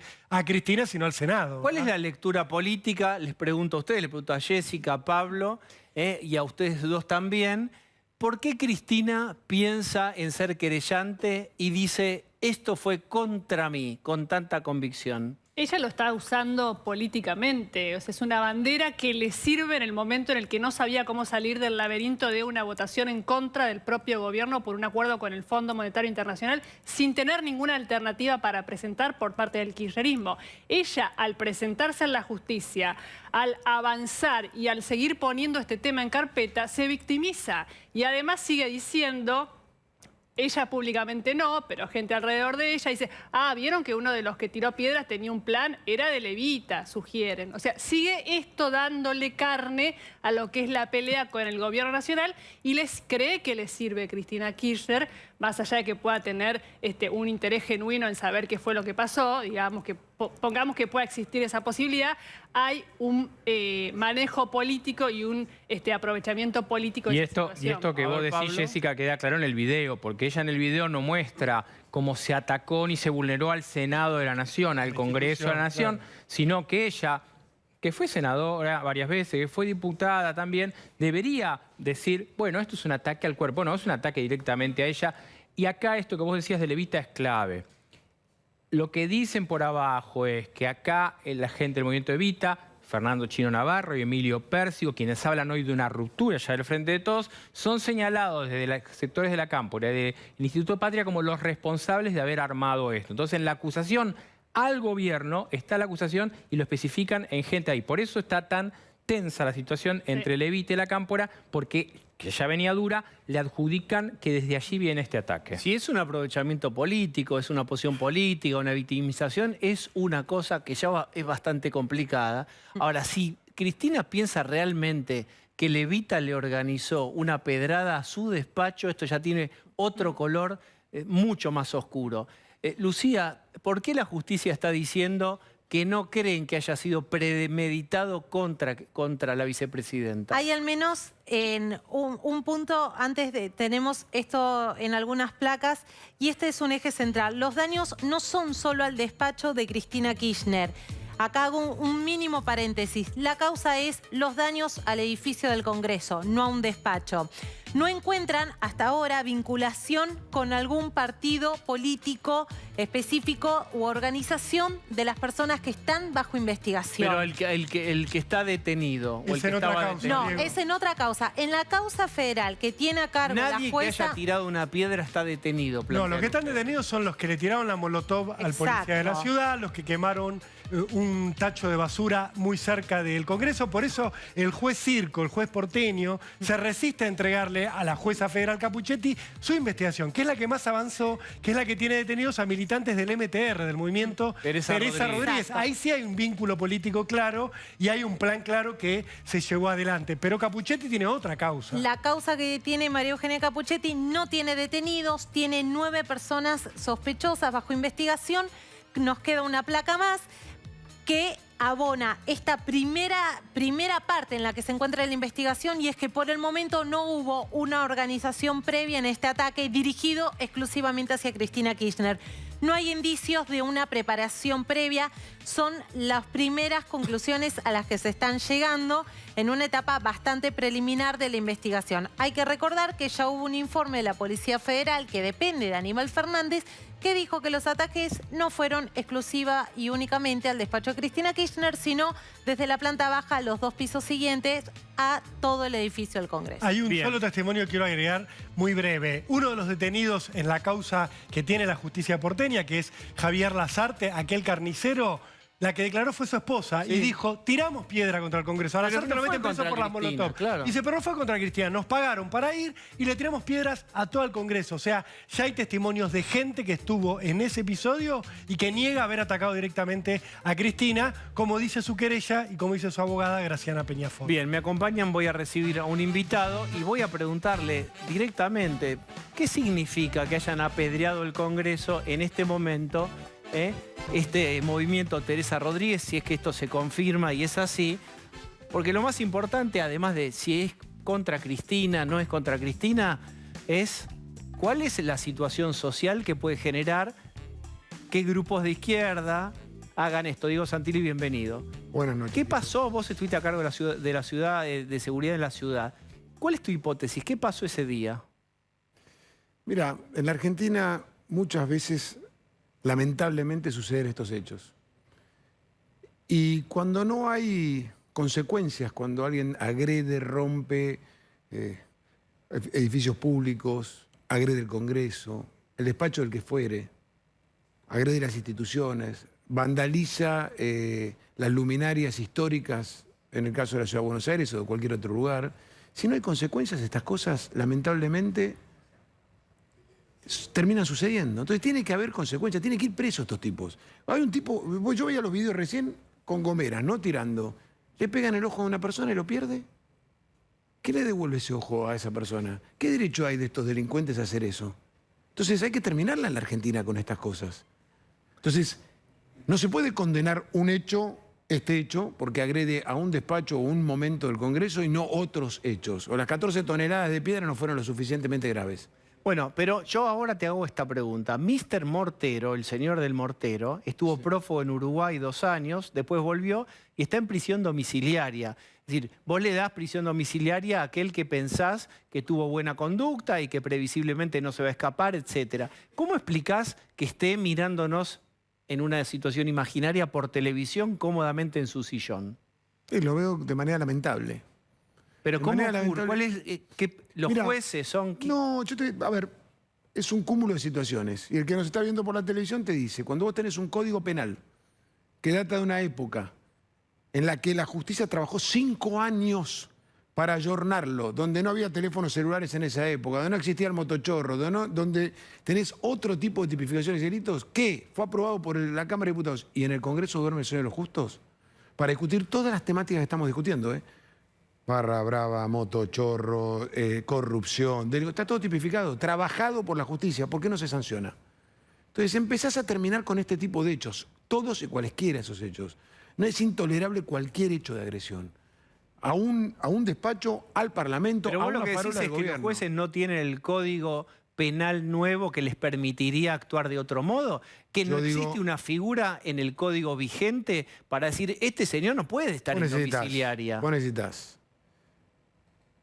código ayornado a la época, vos necesitas condenas ejemplares en todos los andariveles de la vida de la Argentina, digo para la corrupción, digo para la violencia, digo para los violentos, todos estos tipos tienen que estar presos, los que están tirando con la gomera. Déjame insistirte, ¿vos creés que le falta la herramienta, en este caso el Yo código creo que ayornado? la herramienta actual tiene niveles de discrecionalidad muy amplios. Entonces vos tenés que acotar esa discrecionalidad. Segundo, después tenés que avanzar sobre el Código Procesal Penal. Código Procesal Penal que haga que los delincuentes de delito violento no entren por una puerta y salgan por la misma y que cumplan sus condenas y que tengan, por ejemplo, para los delincuentes violentos, homicidios, violadores, narcotraficantes. Acá tengo... Toda una batería de medidas que hay que sancionar. Acá te paso, Rolando lo sabe. Sí, acá te paso el código nuevo, en 3, 2, 1 está vigente. Antes, ahora, con el código anterior, dame el ejemplo. Estos señores tiran piedras en el Congreso. ¿Qué les pasaba y qué les pasa? Tiene condenas más severas. Y entonces cuando vos tenés condenas más severas, ese cumplimiento no es de cumplimiento, ¿cómo se dice cuando es el cumplimiento efectivo? Es de efectivo cumplimiento. Entonces, las penas se endurecen, se definen y se tipifican los delitos y empezás a terminar con un montón... O sea, no puede ser que nosotros nos acostumbremos a que pase un tipo con una moto y te afane el celular. ¿Por qué hay que acostumbrarse a eso? Y que ese mismo delincuente lo hace 1, 2, 3, 4, en diferentes barrios, en diferentes municipios. ¿Por qué tenemos que bancar eso? Bien, está entendido tu punto ahí. ¿La vicepresidenta fue objeto de un ataque personal? Para mí es un ataque a las instituciones de la Argentina. Absolutamente repudiable en todo caso, en todos los casos en los que ha sucedido. Entonces, eso es lo que tenemos que repudiar. Ahora, lo que no puede pasar es que se repudie un caso y no se repudie otro. Yo repudio todos los casos. Repudio las 14 toneladas de piedra, repudio cuando un violento va y agrede, no importa si agrede a un sector u a otro sector de la política. Agrede las instituciones, los violentos, el límite de la violencia. ¿Pudo ser posible que la vicepresidenta o alguien del Ejecutivo dispusieran que la seguridad no iba a llevar vallas? ¿Es una atribución eventualmente de...? Mi posición es que no. Mi posición es que la calle es responsabilidad de la seguridad de la ciudad. Y a mí me ha tocado muchas veces y yo me he hecho cargo, con o sin vallas. Pero si vos hubieras estado ahí y Cristina dice, yo no quiero vallas por lo que representa simbólicamente un Congreso vallado, Santilli, ¿qué haces? Pero uno tiene que, tiene que salir de esa discusión de la simbología. Lo que uno tiene que garantizar es evitar estos hechos de violencia. Entonces, esa discusión simbólica lo tuviste con el caso de Maradona, con el funeral de uno de los más grandes de la historia del fútbol argentino y del mundo. Entonces, ¿por qué la discusión de la valla? Había papás y niños que estaban yendo a despedir a su ídolo. Entonces, ¿qué es lo que nos hace a nosotros que la discusión ideológica, la discusión simbólica, cuando vos tenés que proteger a los ciudadanos, a los vecinos que quieren respetuosamente ir a despedir a alguien y vienen violentos a arrasar con los lugares? Eso es tolerable, el límite de la violencia. Hay una oportunidad, no está dicho, todavía hay que jugar el partido. En 2023, Juntos por el Cambio puede volver. En una Argentina que va a ser una Argentina más de la escasez que de la abundancia, y donde el conflicto social lamentablemente va a estar. ¿Cómo imaginas el manejo de la seguridad de un gobierno de Juntos por el Cambio, recordando que el famoso protocolo antipiquete que iba a inaugurar Patricia Bullrich cuando asumieron el turno anterior, ni siquiera se pudo poner en práctica por la resistencia que tuvo? ¿Cómo imaginás estos nuevos escenarios? Pero déjame decirte algo, pero se avanzó mucho. A ver. Se avanzó mucho. En la Argentina, donde Patricia era ministra, yo fui ministro, Cristian fue ministro, era una Argentina donde la decisión política era defender a los ciudadanos y a los vecinos, a las víctimas, y no a los victimarios. A los victimarios tienen que tener derecho a su defensa, pero si no es el mundo al revés. Acá llegó la pandemia y encerraron a los ciudadanos, a los comerciantes, a las pymes y liberaron a los delincuentes. Pero digo, no es fácil. Problema... Estamos atrás tuyo en la imagen, sí. Está la 9 de julio, está a pocas cuadras. Me tocó desalojar la autopista acá. No ¿Cómo se hace? Porque es complicado, hay muchísima gente. ¿Qué pensás de esa situación? Yo creo que es una situación integral, que uno no la puede abordar solo en una situación. La tiene que abordar en que podamos vivir en paz. Yo vengo de Verazategui recién. ¿Sabes qué te dicen todos los vecinos? Todos, pero todos, es unánime. Es baja la luz y ya no podemos estar, porque nos afanan a toda hora. A la noche peor todavía. Dormimos encerrados en nuestra casa. Vivimos encerrados en nuestra casa. Cuando vamos a laburar a las 5:30 de la mañana, nos afanan en la parada de colectivo. Entonces, Santilli a toda hora, te dicen. Entonces vos me preguntás a mí, hay que abordarlo integralmente esto.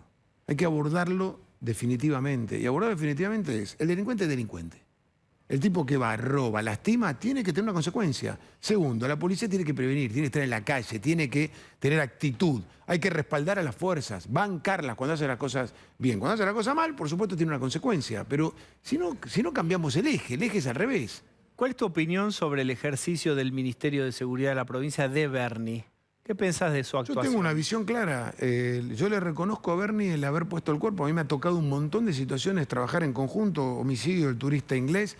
Nos tuvimos que ir a Ciudadela a hacer un operativo conjunto. Ahora, para mí no hay decisión política en el gobierno de la provincia de Buenos Aires de enfrentar el delito, de enfrentar a los delincuentes, de enfrentar a los búnkeres de los narcos, ¿del como se gobernador hacía antes. Kicillof o de la vicepresidenta del espacio? Es una decisión política del gobernador en este caso y es una decisión política del espacio. ¿Para qué haría eso? para que la gente pueda vivir en paz. No, ¿para qué no se preocupa? ¿Cuál es el objetivo de no...? Para mí es un objetivo, para mí es una visión ideológica. Es una visión donde pareciera que hay que estar del lado del victimario y no de la víctima. Pareciera que está mal defender a los ciudadanos, protegerlos, acompañarlos, estar al lado de ellos, entender la situación, entender que... A ver, seguridad es igual libertad.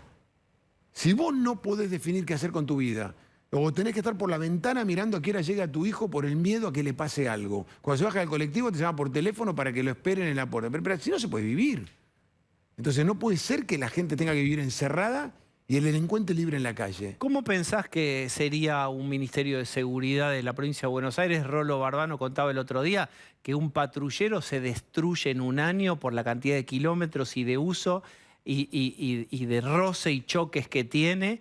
Y eso es un montón de dinero por el tamaño de la provincia en una Argentina que tendrá aún menos recursos para distribuir que hoy.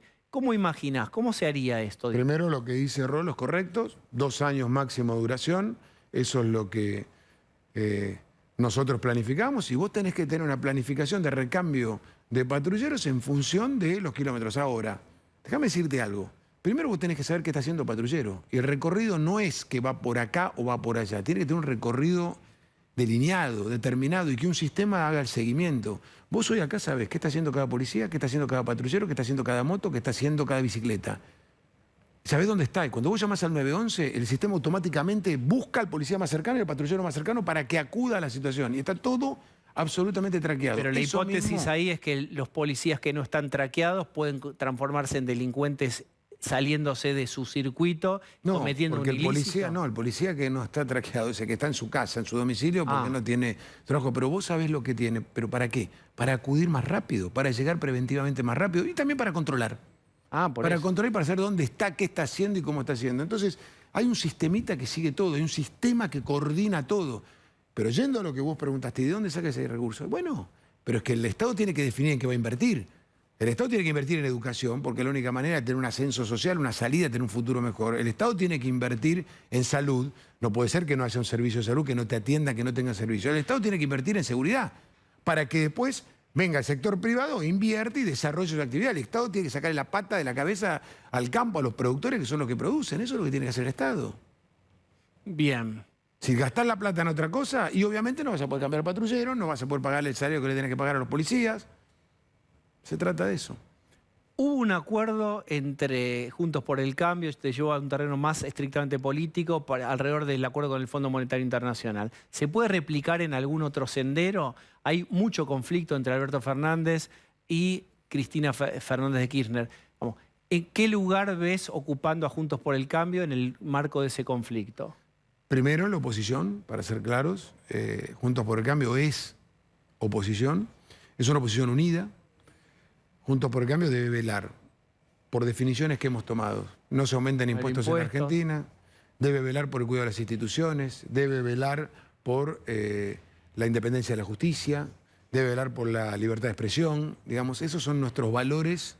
¿Hay algún proyecto de ley que sepas que, por ejemplo, Sergio Massa esté hablando con alguno de ustedes para impulsar conjuntamente? ¿Tiene una agenda propia el Frente de Todos, digamos, más Alberto Fernández por fuera del kirchnerismo, que les esté compartiendo a invitarlos a subirse? Yo te diría que hay un montón de...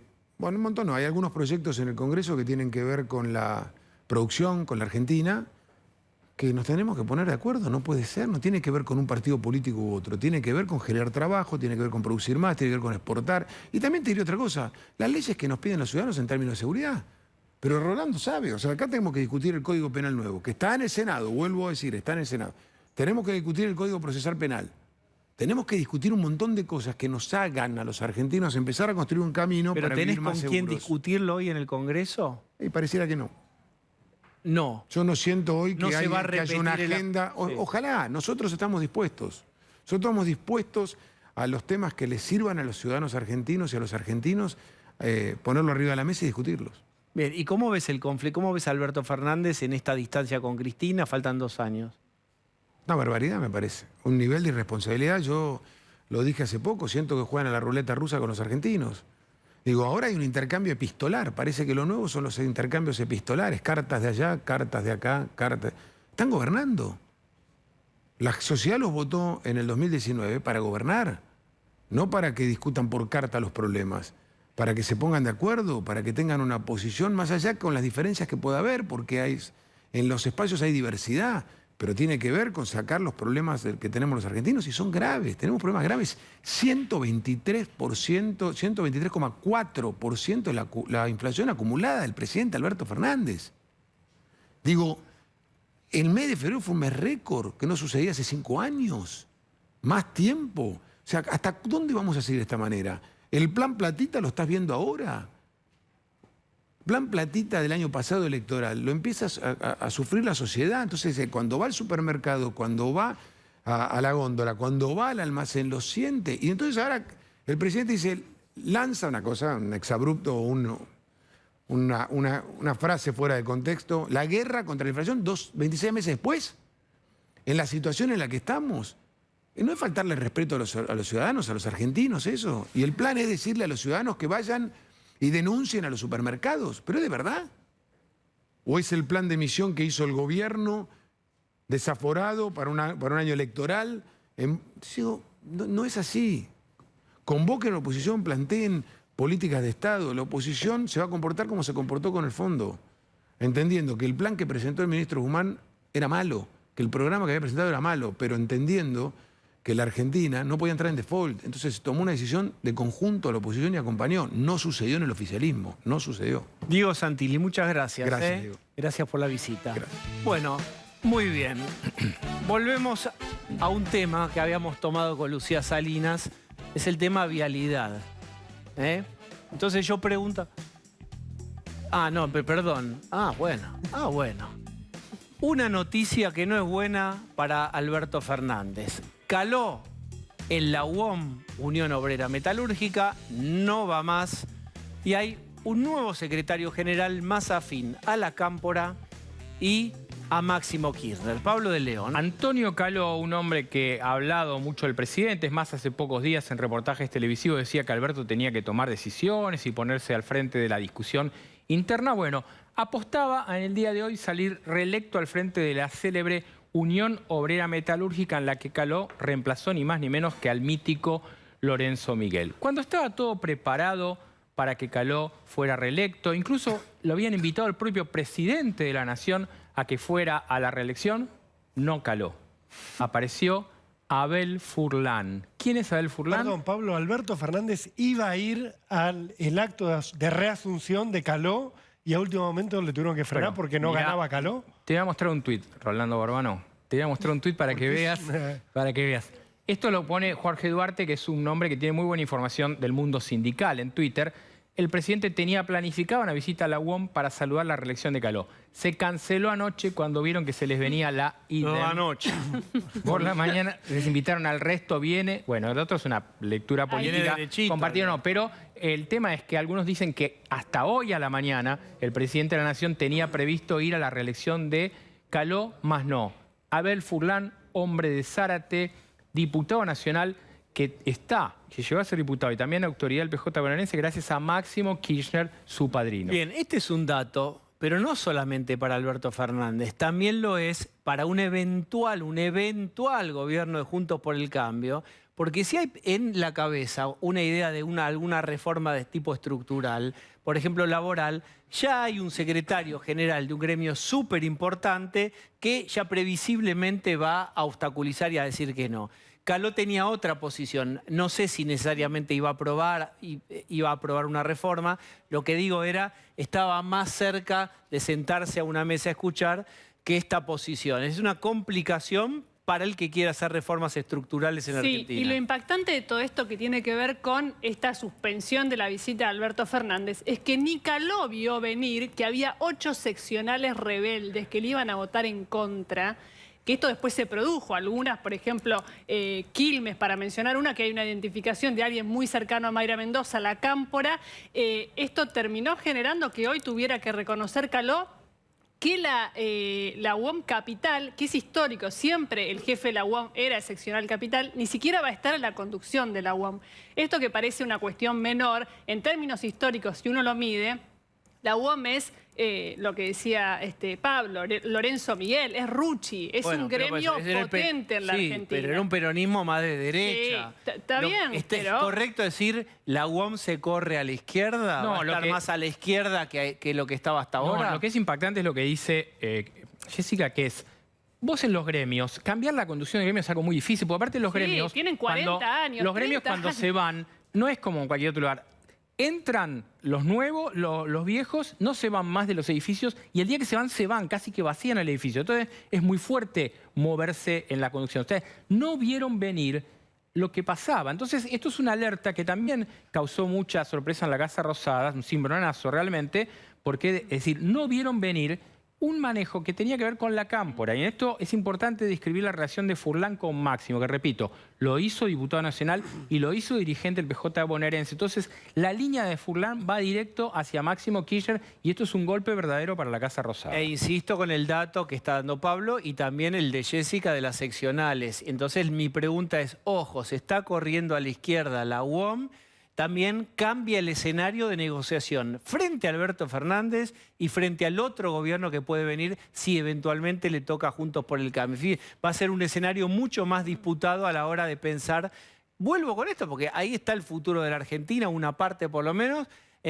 Se va a complicar una negociación y también es un termómetro de en qué andan también los operarios y operarias, ¿en qué están pensando? Sí, ahí algunos se preguntaban, bueno, ¿qué pasó con Caló? Algunos dicen que las paritarias no fueron las mejores, que había mucha queja. Otros dicen, es la interna política, Alberto Cristina. Pueden ser una mezcla de las dos.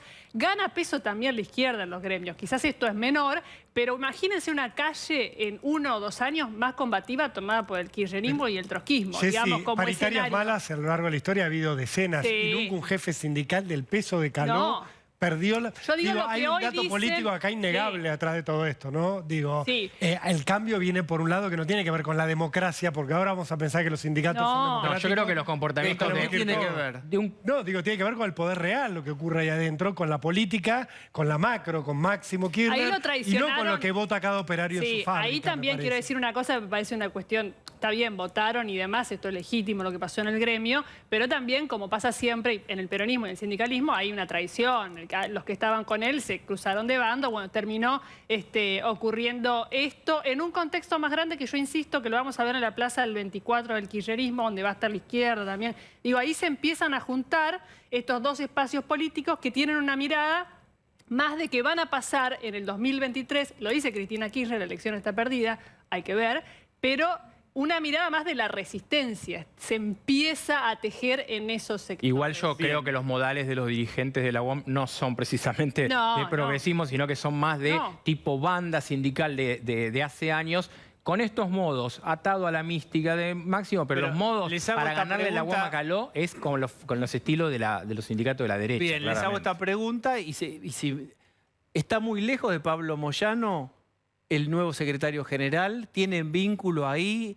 ¿Tienen coincidencias ideológicas? Es raro entender porque aparte los moyanos están en un momento crítico, el propio Hugo con Pablo, con lo cual es complicado ver, porque vos podés decir, Furlan tenía relación con Pablo o con Hugo, es difícil entender porque hoy Hugo y Pablo están un poco enredados. Muy bien, vamos a hacer una tanda, dale. Que Lucía Salinas, le hicieron creer que tenía tiempo para además escribir un libro, Lucía Salinas, y lo hizo. Poderosos. Con Lourdes Marchese. Con Lourdes Marchese, entre la justicia y la política.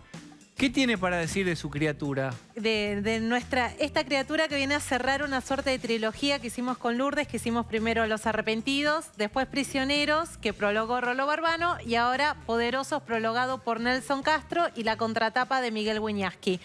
Poderosos indaga en la historia de un conjunto de jueces federales que nos permite pensar un poco sobre esta relación que muchos califican de espuria entre el poder político y el poder judicial. Poderes que deberían ser completamente autónomos, pero sabemos que bailan juntos el tango y que según el momento uno le va marcando el ritmo a otro.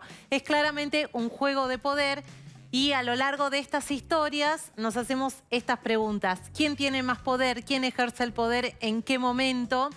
Y elegimos jueces que, irónicamente, terminaron teniendo problemas con la justicia que ellos debían impartir. Y dejamos otra pregunta que es, finalmente, ¿quién investiga a los poderosos? Bueno, no cuente todo, ¿sí? Poderosos entre la justicia y la política, y es un momentazo para